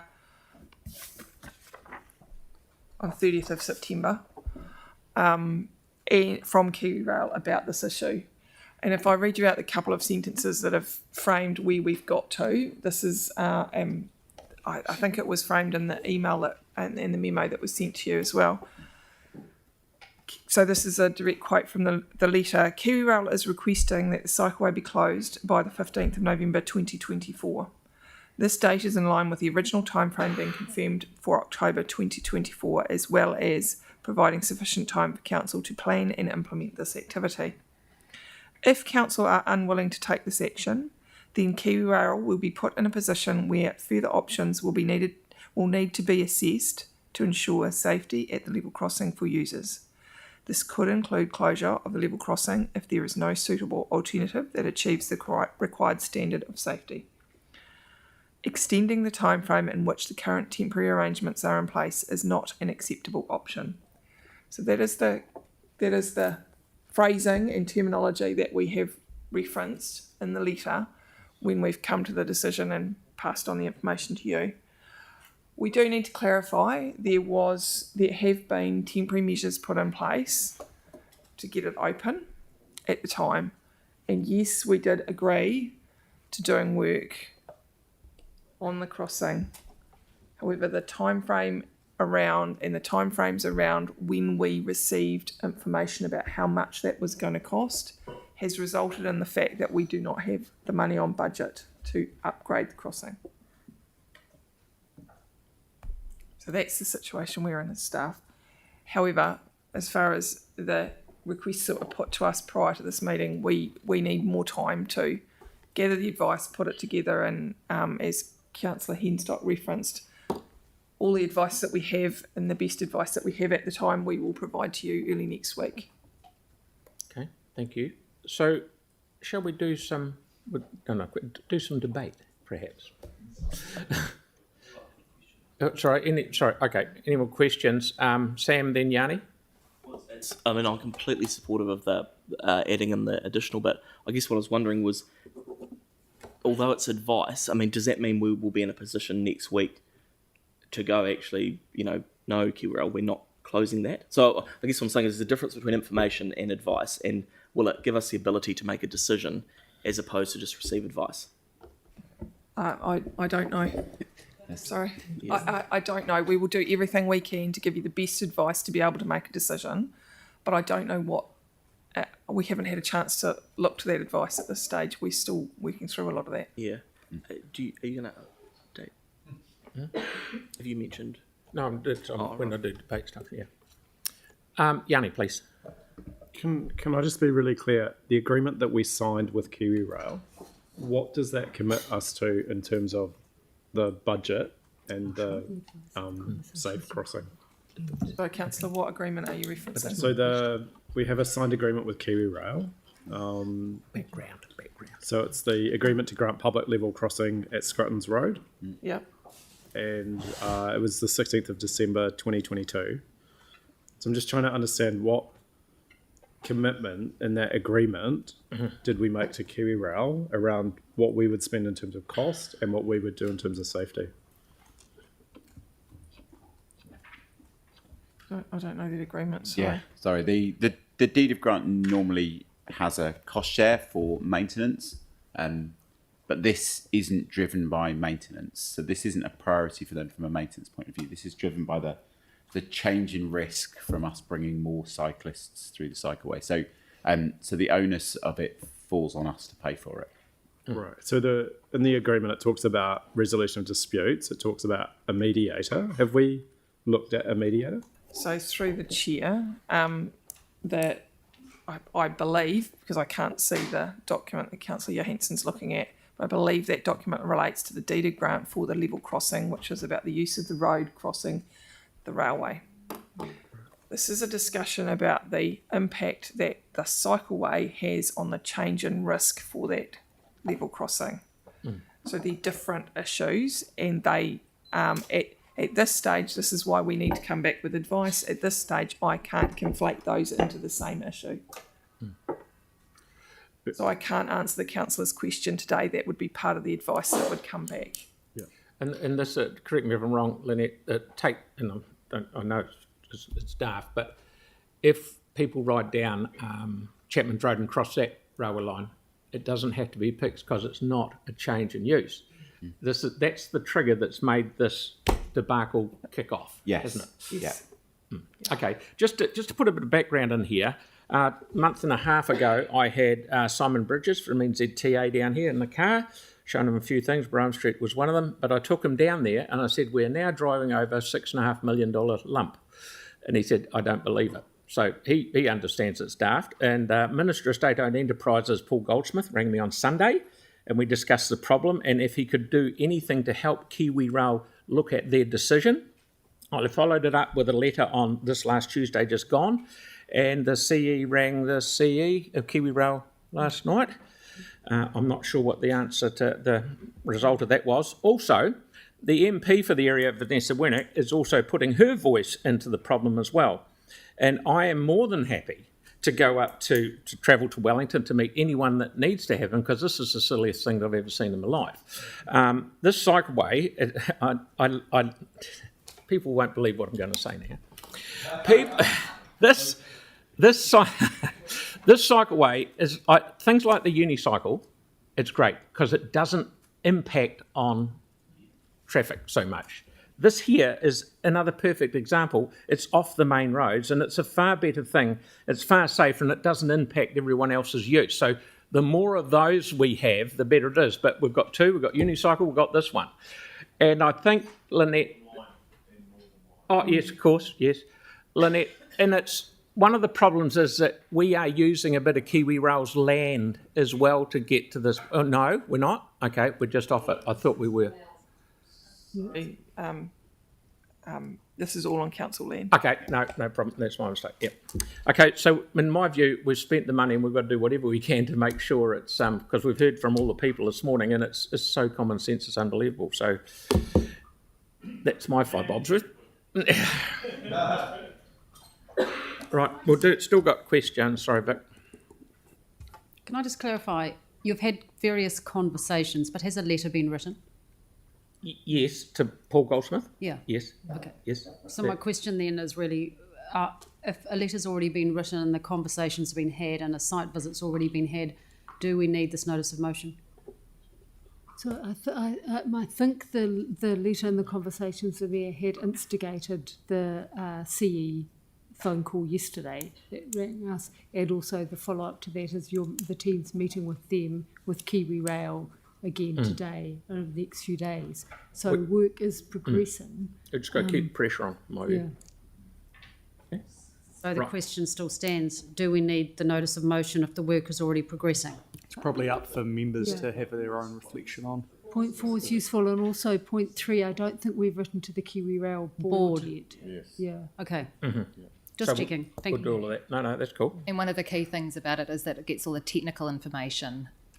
So at the moment, the Kiwi Rail board will have only heard the technical information and the opinions of their staff, and not the other side of it. And it's important to get that holistic view to the board, rather than just, yeah. Okay, Yanni. Sorry, just given that NZTA is the rail regulator, have we also talked to them? Yes. And what's their response been? We generally talk to them about the challenges in working with Kiwi Rail. But that's all. We haven't talked to them specifically about this closure. We're acting on the letter as we've advised you in the memo. Right, it's just that like, in the letter that we got from Kiwi Rail, they've gone and talked to NZTA apparently and told them of our position, and obviously they're not happy with our position. So I think, let's be clear, this was a notice of motion that came in just within the deadline. Sure. Staff have given advice contained to the notice of motion. Yeah. The broader questions, we're not ready to answer this, and which is why that additional 4 has come through. So staff have only prepared to respond to this notice of motion today, not other wider questions. And I appreciate that. I guess the frustration for some of us where we have repeatedly raised the issue with the way Kiwi Rail has been operating is the frustration that despite many attempts to raise and escalate this level at a governance, it hasn't achieved much. But I guess the key thing is we need as many allies as we can in this space. And so if Waka Kotahi or NZTA are the rail regulator, it would also seem sensible that we did have some sort of strategy of approaching them to talk to them through the concerns that we have so that we can get their support. That was all. So hence the reason. So maybe when we get the advice back, anyone that's prepared to listen, I'll talk to you. Right, so I think we're all pretty well on the same page. Let's put this motion. All those in favour? Aye. Against? Thank you, that's carried. Brilliant. I thought Yanni just did. Hey? Did I miss something? No. Didn't debate. Never mind. We just put it. Well, we should debate it. Do you want to debate? We're all going to get to where we want it to. No, you've got to be quick. Jen, when he said we're ready to put the motion, say no, we're not. Right, aren't we lucky? Say yes, we are. Righto. Now, Te Kaha surrounding streets construction options. I'm going to move this along with my amendment that you all have, and Jake is more than happy to second it. So, have we got questions of staff? We'll let them do their report.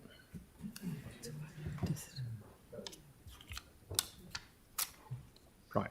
Far away. Good morning.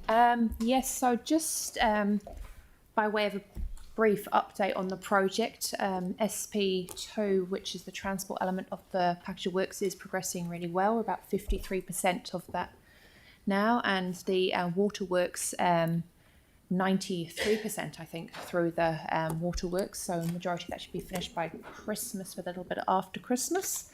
So we are progressing very well. So what we're here today to talk to you is about the next package of the construction works, which is what I call the next piece of the jigsaw puzzle, which is the remaining streets surrounding Te Kaha. And so we have some options with you. One is to proceed with what we call SP3, so proportion 3. We have a deferral and we have a cancellation option in front of you. The staff recommendation is for the proceeding of SP3, and that is on the basis that it is a $5.9 million cost, and that given the NZTA funding decline, we still have the budget available and set aside for this project. So yes, happy to take some questions from you. Okay, Vic. Oh, sorry, Tyler, Sarah, Vic. Kia ora. What does point 4 actually mean? I'm just trying to make sense of it. So is it taking from a future project and putting it into now so it can be delivered? It's not putting extra impact on rates. That's what we get all the time. We'll just chip it on rates. This is to get it from somewhere else, and I'm assuming, from what I'm hearing, there is some money on budget in another job, I'll say Lincoln Road, that is way out and it can be brought forward to cover it. That's what I'm hearing. That's what that option 4 is. Yeah. To get on with it and get it done while the contractors are there, but don't have extra increase in rates.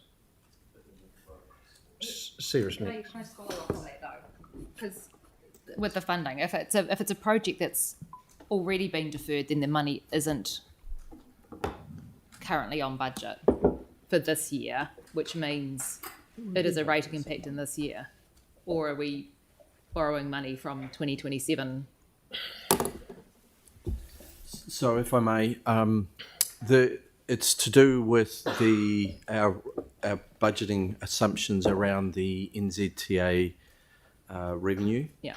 And so, when we do our budgeting for our capital projects, well, we assess them on an individual basis, but we also look at that across the portfolio, and it's across the 3 years of the funding. Yeah.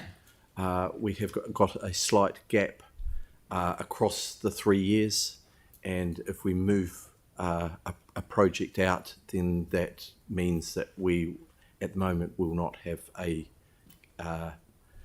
revenue shortfall across the 3 years. Okay. So that would require us to defer one rather than one that's already been deferred. Is that right? It would require us to defer a project or projects to so cover the that will revenue come to us shortfall. in the December. Yeah, correct. Okay, Yeah, right.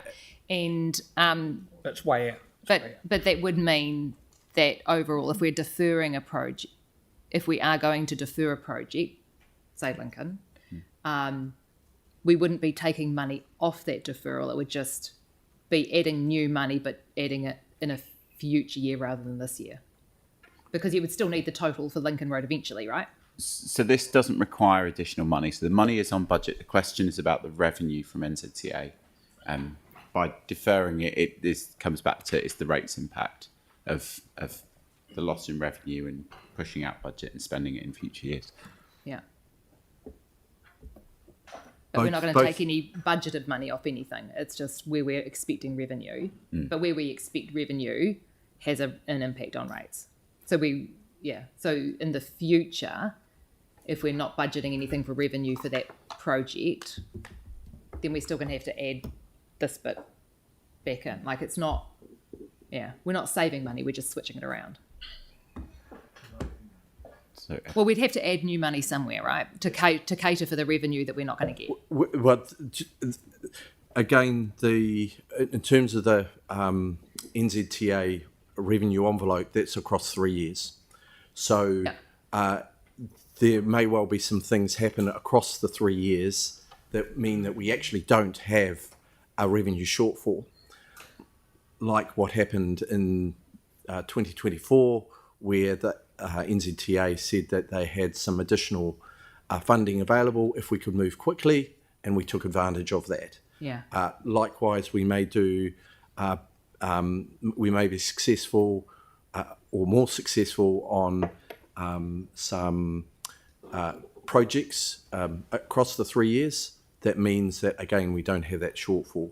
But at the moment, based on what we know at the moment, we believe that we've got a small shortfall. And so by deferring a project, that will mean that we technically don't have a So we're going revenue to do that in shortfall. December anyway because of the funding Correct. envelope. Yeah, it's just on an individual project basis. We're not really taking it from a single project. We're taking it from the end. Yeah, it just, yeah, okay. Victoria. Thank you. In light of the conversation that's just been had in the number 4, can staff tell us whether they considered a substitution at the time that they were preparing this report, or is it not until it's been raised here that we're now looking at it?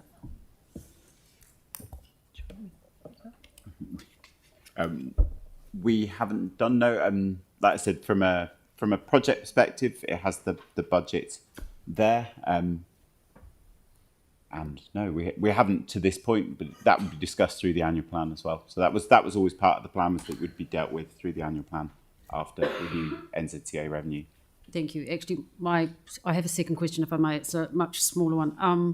I note in paragraph 3.4.1 where you say that the preferred option has a longer initial construction period, extending the major works by 3 to 4 months. I have a great deal of sympathy for the business operators that are trying to continue to make their businesses work during this construction period. Can you help me understand why it is that it's going to extend the major works by 3 to 4 months if it was always intended that this work would be done anyway? So if I talk about it in terms of they have till November 2025 to complete the project. What we would see them doing if we were to proceed today was that they would look at reconfiguring the program, because they have that flexibility in the contract to try and undertake the majority of those high impact works sooner. But it just means that in terms of like the works that we would need to do to kind of fill in the landscaping areas or install the street furniture might get pushed out a bit further, but they're not the high impact works. They're we consider low impact man and van type works. So that just kind of adds to the end, but we bring forward that higher impact work to get it done quicker. Thank you. It's helpful to understand the difference between the high impact and the low impact. Thank you. Excellent. Tyler. Kia ora, 2 questions. The first one will probably be for Bede, and if we didn't agree to point 4 here, what would be the rates impact? I can talk to that. 0.02%. 0.02%. Yes. Okay. And in terms of the future capital projects being pushed out, would you be able to enlighten us with a few that may be on the cards? That's the discussions you're having through the annual plan. So the mayor mentioned one that's been discussed through the annual plan, So Lincoln and Road's there one. are other projects that you've been discussing through the annual plan as well. Okay, no worries. Thank you. Yeah, 0.06. Yeah. It's a number I've read. It's the number in the report. That's what I thought. Yeah. Where am I? It is. Thank you, Pauline.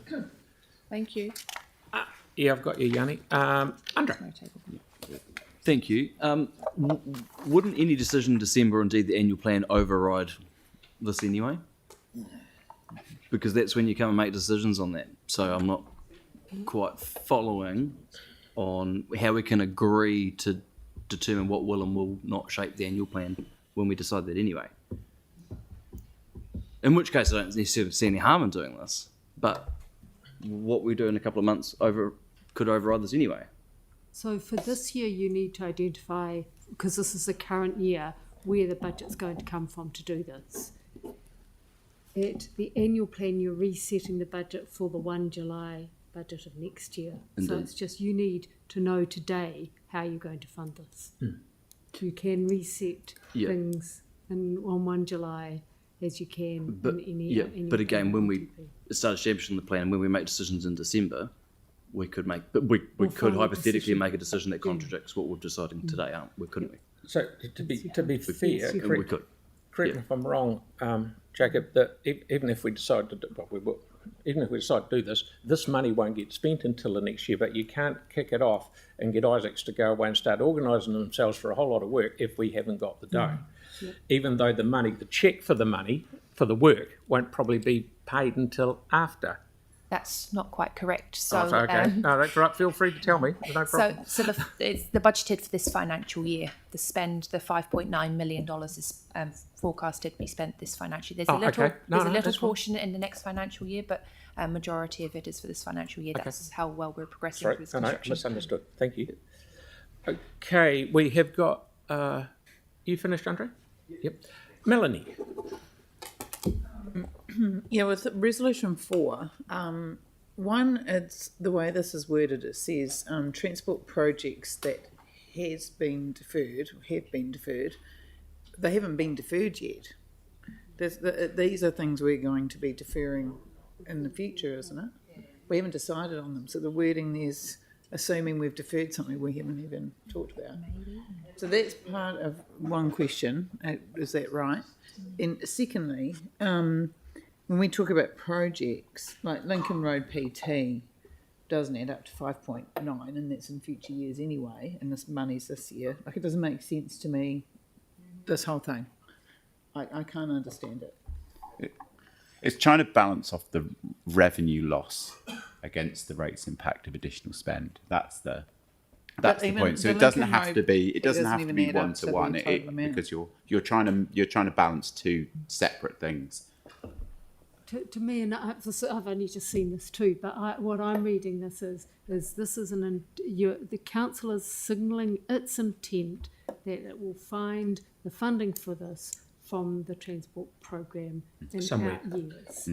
Now, in June with the annual plan, you can reset everything again, but at the moment, to move forward, this is your intent: is that you will find the funding for this from bringing money forward from the program. From somewhere. Or bring it back is what we call it, bring it back from out years of the program so it doesn't impact on rates. Is that correct, Bede? Is that what you're intending by this? Through you, Your Worship, that's correct. What we've got is we look at the program over 3 years, and when we take a balanced view, we have sufficient revenue within the 3-year envelope, but we don't have it immediately. So we've got to take from one project in order to find the revenue. So this is not a case of needing more money because the project is beyond where we thought it would cost. It is a revenue side issue where we need to say we haven't got the NZTA portion, therefore we need to get that revenue from somewhere else. That is, and we look at it as a portfolio across 3 years. So shouldn't the wording say something different about that we're bringing money forward from projects that are in the next annual plan, but it doesn't have to have been deferred or anything else? If we're just bringing money forward from another, that's it. We're not deferring. We aren't deferring. Okay, anything. so do we need to change a bit of wording around there, Mary? Well, I think it's to me it's signalling again. I'm just reading it along with you for the first time. It's signalling the intent is you're going to find it from the transport projects, and either find savings in those projects or else find them for projects that have been deferred that were originally. So you actually are not having to find you can find it in these 3 years without having an impact on rates. I think it's a way of dealing with the budget issues and the revenue issues without impacting on rates.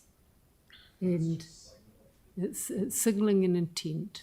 Yeah, but what we don't want is the wording isn't particularly clear, and what we don't want is some unintended consequences and an interpretation that maybe we didn't discuss at the time. You haven't identified a project you're deferring or anything like that. You've just indicated an intent to find this It's from only an within the intent. program. Okay. But the wording currently with the tenses in it says that's something that's already been deferred. Change it to will be deferred. Or has been. I mean, is it okay to take it from something that's already been pushed out? Just because you're bringing back it. No. In the LTP we pushed some things out, right? Yeah. Haven't decided on that one yet. No, we haven't. Right. Where are we? Mel's done. Aaron. Just to confirm, with the juggling round, because I know how this normally plays out, no one will want to cut anything, so it's just going to get added on rates, and that's what will happen if nothing's cut, right?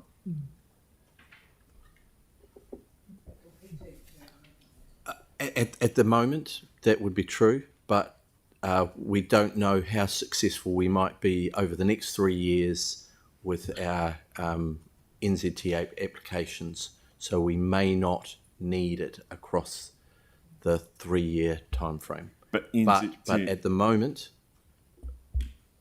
we have a small revenue gap. And NZTA didn't like this design, so that's why they're not putting in the money. Is that correct? Yeah, so it came out as possible for funding, which means that they would make decisions on it late on in the triennium. But obviously, in order for us to open ahead of the stadium, or to finish this work ahead of the opening of the stadium, we need to go before they're able to make a decision on that. Hang on, so that would mean that they might still possibly... There is a small chance that they may fund it later on in the triennium. It depends on how much money is left in the pot at that point, which is why the deferral is in there with the date it's got. Okay, and then that takes me to the design. Just on that, have we been shown an updated plan of how people are going to move in and out of the stadium? Like they're getting there, not the getting in and out the doors. We've seen that one with all the ants. But then once the ants get to the street, we've never seen a model of where they go. And we had a chart a couple of years ago that said how many might bike or bus or whatever, but we haven't seen what routes and how that looks. Does that exist?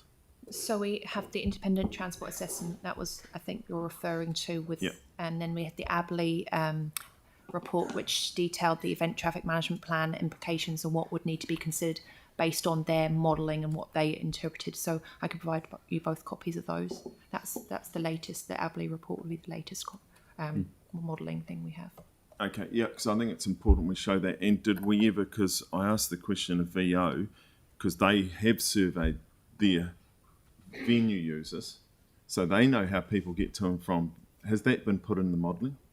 I'm not aware if Venue Tahi shared that information with us. Because that would be a little bit alarming that the main operator has, like when Westfield build a mall, they know how everyone gets there. They don't spend $300 million not knowing how they get in and out, and we should be the same. I can follow Just up. so we have confidence, and especially now that we haven't got the money to do the streets, and we're doing streets that... So if you're catching the bus, from your recollection, where do you get the bus to and from? Like I'm in Harewood, I'm going to catch a bus. So where do I end up in town? So bus interchange. So... Which is why Litchfield Street becomes important. So what we've done, I mean, the independent traffic assessment and the event traffic management plan are what we've based this on at this So stage. when it rains, you do walk 3 We do know blocks how in the people rain. will get in and out of the stadium based on the work we've done. Is it going to get through? All right. Yeah, we could go into PX and say... Okay, well, that's the modelling I want to see. So Andre's seen a model of the parking around the stadium with the coaches and that. Oh, okay, I'm keen to see it. There was what? There's disabled parking at the stadium. There's disabled car parking. Yeah. Oh yeah, no. There, Okay, we're there back- wasn't, back- but back to there's questions. Gridlock, and I mean, we're Okay, trying we're to not make it. designing the job. So are we going to... We do sign it off, Mr. Mayor, and if it doesn't work, we're setting up the venue to partially fail. So that's all. Just. No.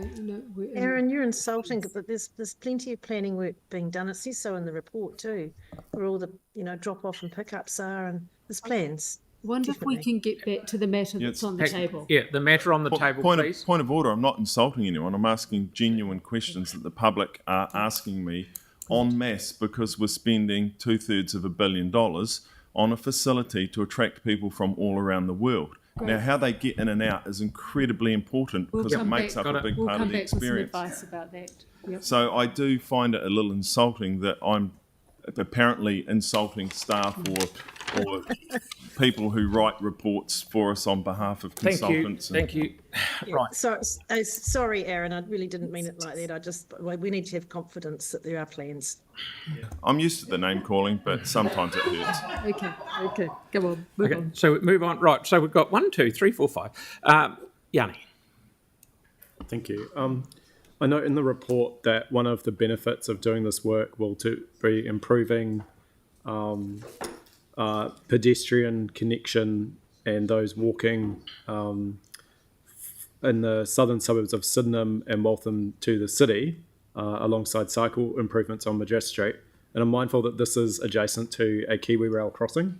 So I raised the concern. Have we done any assessment or discussions with Kiwi Rail around any requirements that we will have for Gasson Street? No railway line. Gasson Street. It's an overpass, the Kiwi Rail crossing, I believe you're talking about. No, this is Gasson Street. Gasson Street into Madras. No, the stadium is far enough away that at this point we've never been asked to do an assessment on it. Thank you, Jacob. Great answer. Right. Can I, Sarah. Sorry, I've still got questions. Have we? Well, sorry, that's only one question. Carry on. Others have had about 10. But so I just wanted to check in terms of like the design process. Given that we've got the budget and we've lost the revenue from NZTA, I'm still trying to understand, like specifically, we need money for this financial year, so we have to take the money off for, like, to commit the contract. Surely we have to have provision to fund it. So how do we just get money out of nowhere? That's what I don't understand. Like, I hear what you're saying about revenue, but my understanding is we've lost revenue from NZTA. Can I suggest that we might need to go into PX where we can discuss financially and commercially sensitive financial information and then come back over it. Right. Okay. I guess I was just trying to understand, like, given that some of us have other projects that we don't have sufficient funding for, and we're told that we have to wait for an annual plan process to get funding, how we're able to get funding for this project ahead of that. By getting money from other all I'm trying to do here is avoid us tacking another 0.06 of money onto rates by getting it from something that is way out there that we can bring in to cover it until we maybe get some money from NZTA going forward, because we're always tacking a bit on here and tacking a bit on here, and before we know we're in a strife. Yeah, no, I understand what you're trying to do, but what I don't understand is the financial transaction that takes money from year 4 or 5. We'll go into PX and we can talk about it. And then, the other thing I just wanted to check is, given that we lost the revenue... Yanni, we're going to go into PX, so I'll move to go into PX. Who's going to second it? Tim's going to second it. All those in favour? Aye. Against? Thank you.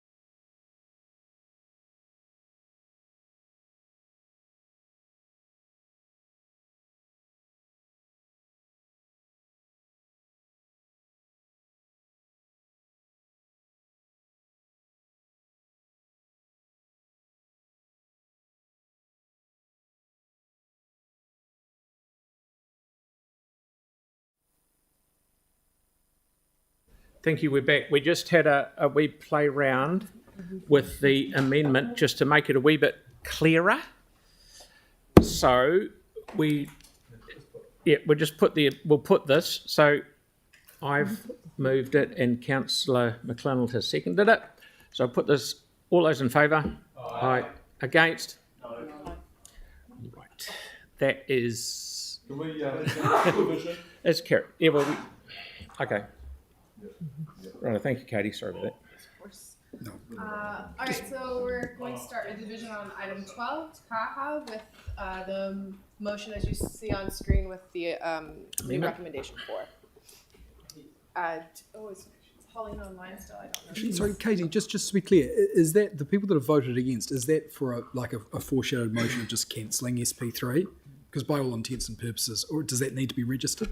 So what we're going to put on now is a motion in its totality. If there are members that would like to register their votes against. I could clarify it that it's in favour of a foreshadowed motion of cancelling SP3, but I don't think that it's going to. I don't think it's going to carry as well, so it might not be relevant. We'll go around and see what's happening. Okay, just put Go. Deputy Mayor Cotter, who's still online? No,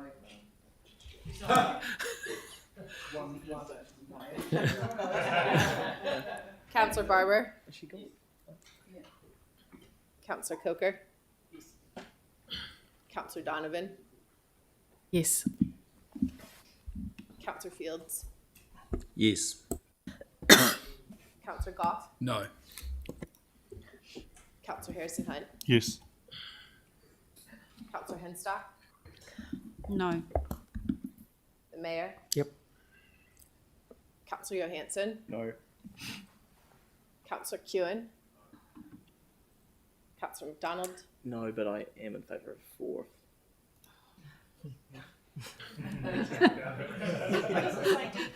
To fund the non-existing project. Councillor McClelland. Councillor Moore. Yes. Councillor Peters. Yes. Councillor Scandrett. Yes. And Councillor Templeton.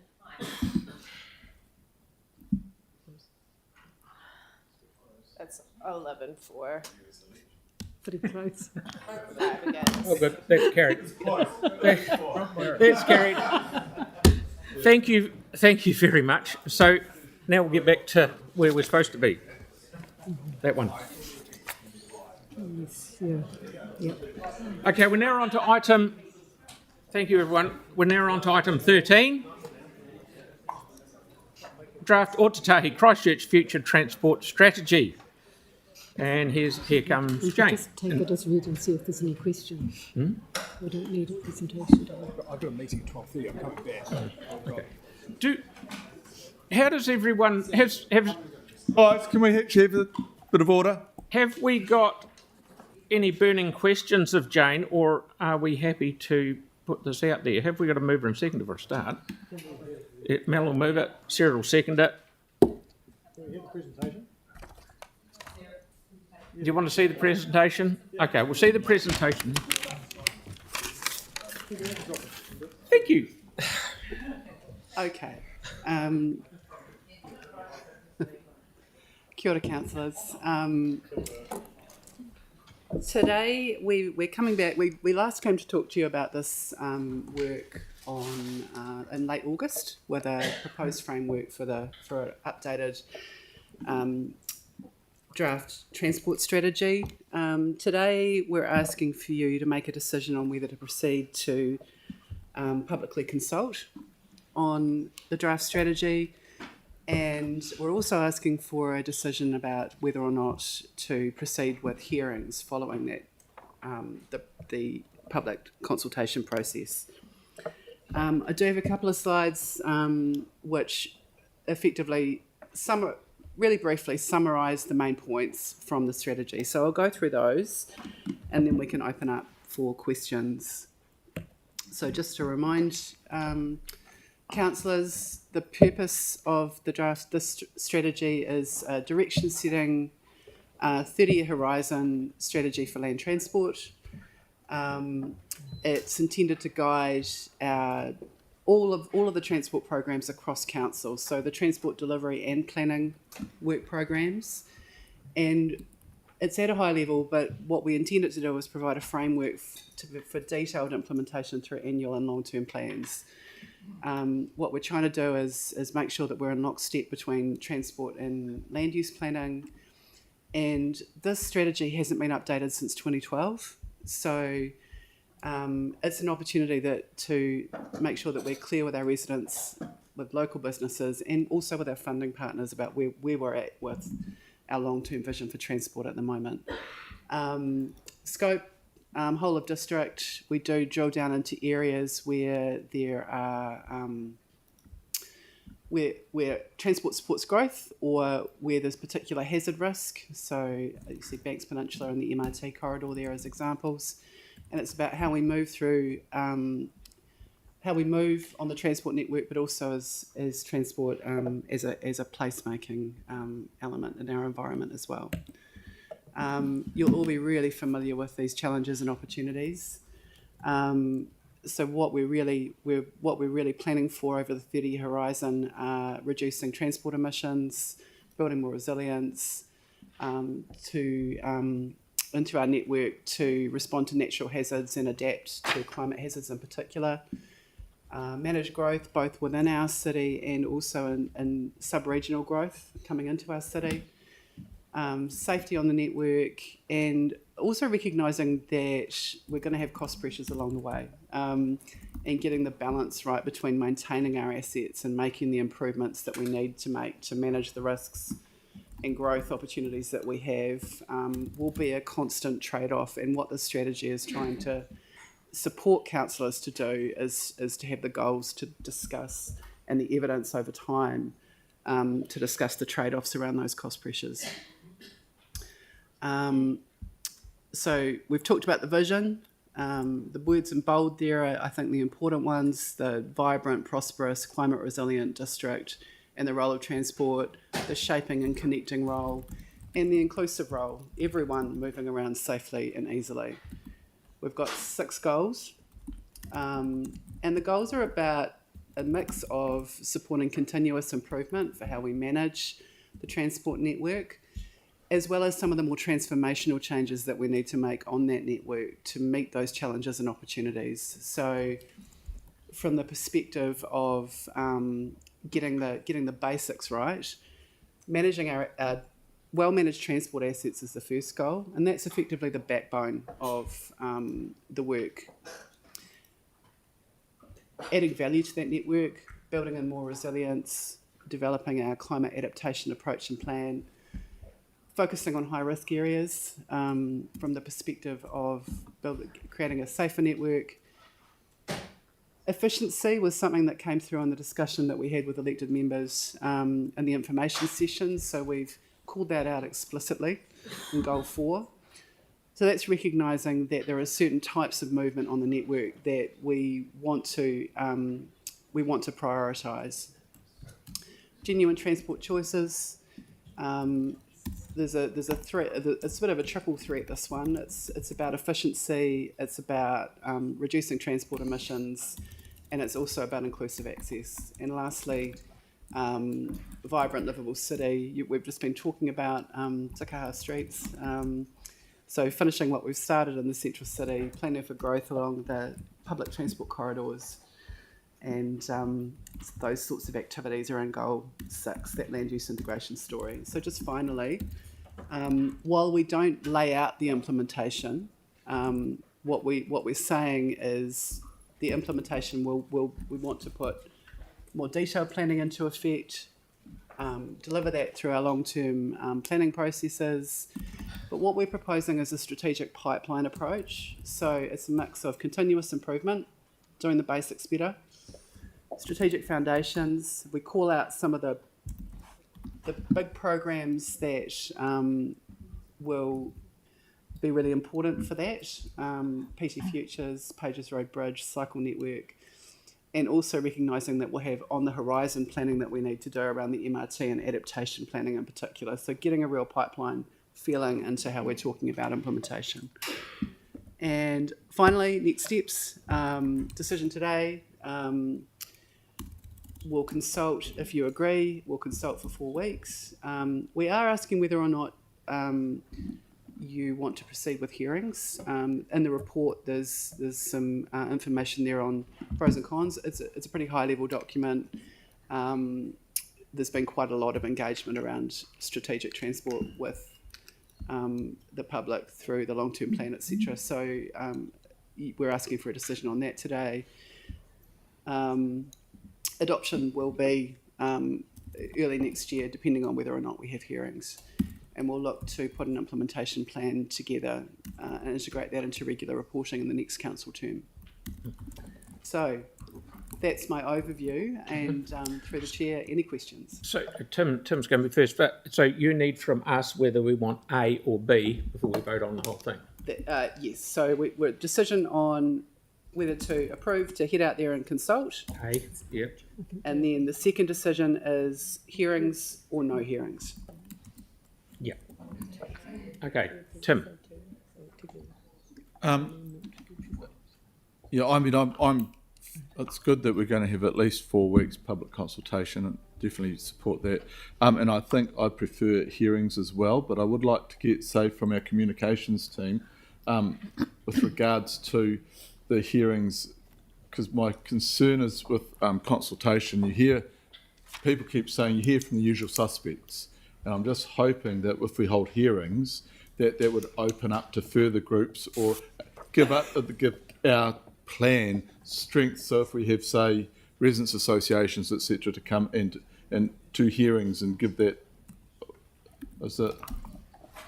So I can't recall a time where someone has spoken at a hearing recently that hasn't made a written submission as well. And the project team have sought legal advice on this position. We're not required to by legislation to hold hearings for consultation on this document. As Jane said, it's a high level strategy.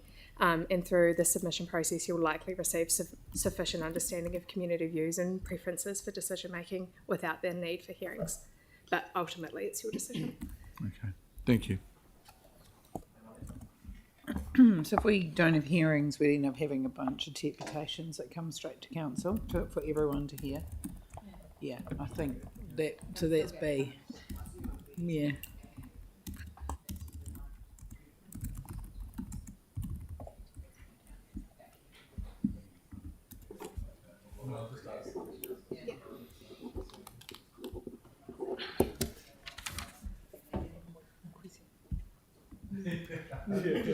Sorry, is it Yanni, please? Thanks. I'll move that we have hearings. I think hearings are incredibly important.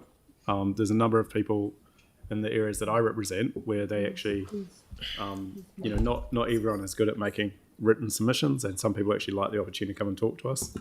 So I think we need to be mindful. This is a significant strategy for the city. So I'm not quite sure why it's been assessed as low significance, but and I think if given the significance of it, I think it should be the full council that holds the hearings. So to get around that issue of only selecting a few people, but I just feel the problem when we have deputations is that we don't have time between when people speak to us to make amendments or changes based on what they've said. And people do quite often sometimes say different things to what's in the written submissions as well. So yeah, my preference would be to have hearings just to give the feedback. Cool. Melanie?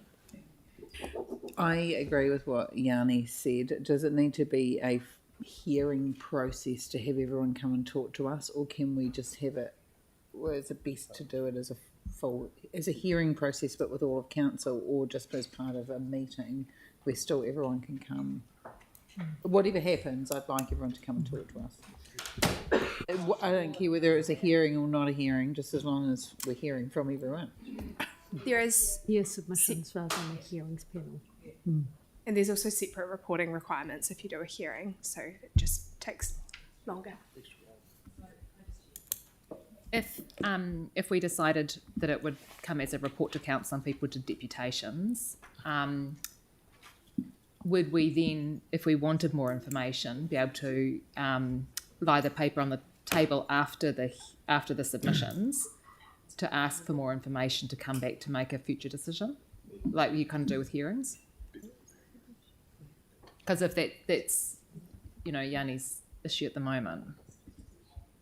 Yeah. Katie, can you provide an answer? That one? Oh, What was didn't that? hear Sorry, it. we missed So it. it's whether if we had the paper to come to council and people did deputations and we had some discussion and questions with staff, could we then lay the paper on the table for the information to come back and see the paper at the next time? It's just cutting out that extra reporting stage in the middle of the hearings panel report writing. That is the timing thing on that ahead of. Yeah, so the council could hear submissions. You don't even need to hear deputations, and then just consider the decision at a subsequent meeting. Yeah. So we can do it at a council meeting and then ask for information and then redo it at a council meeting. Yeah, it'd be like a special consultative procedure or something. No, because that's a different legal process. But Okay, so voting on it as it sits there. Yeah. So we're just so I'm on the right track, and it's not very often I am. We're voting on what's here in front of us. Does that make sense to everyone? Yep. Not include hearings, but have it public consultation. Okay. So what you're saying is not include a separate hearings process, but you're wanting to enable people to submissions to be heard, but it's not a formal hearings process. Can we have that written? Not include hearings, but allow submissions to be heard at a council meeting. Do you want to? Yeah. Do you want to write that in? Yeah. Okay. So no, it's saying why don't we just say agrees to receive written and oral submission, that council receives written and oral submissions. To not include hearings, but agrees to receive written and oral submissions. Well, I think it's or just to In the public engagement process. There's not a formal hearings process.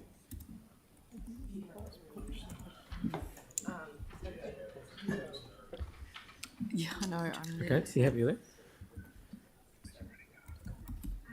Yeah. You right there? This is due last week. Sarah? Hang on. There we are.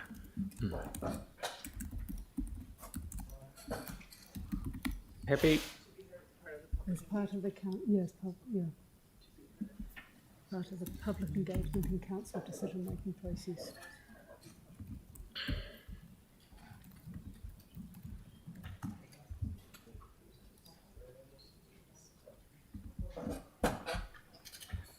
And then take out the.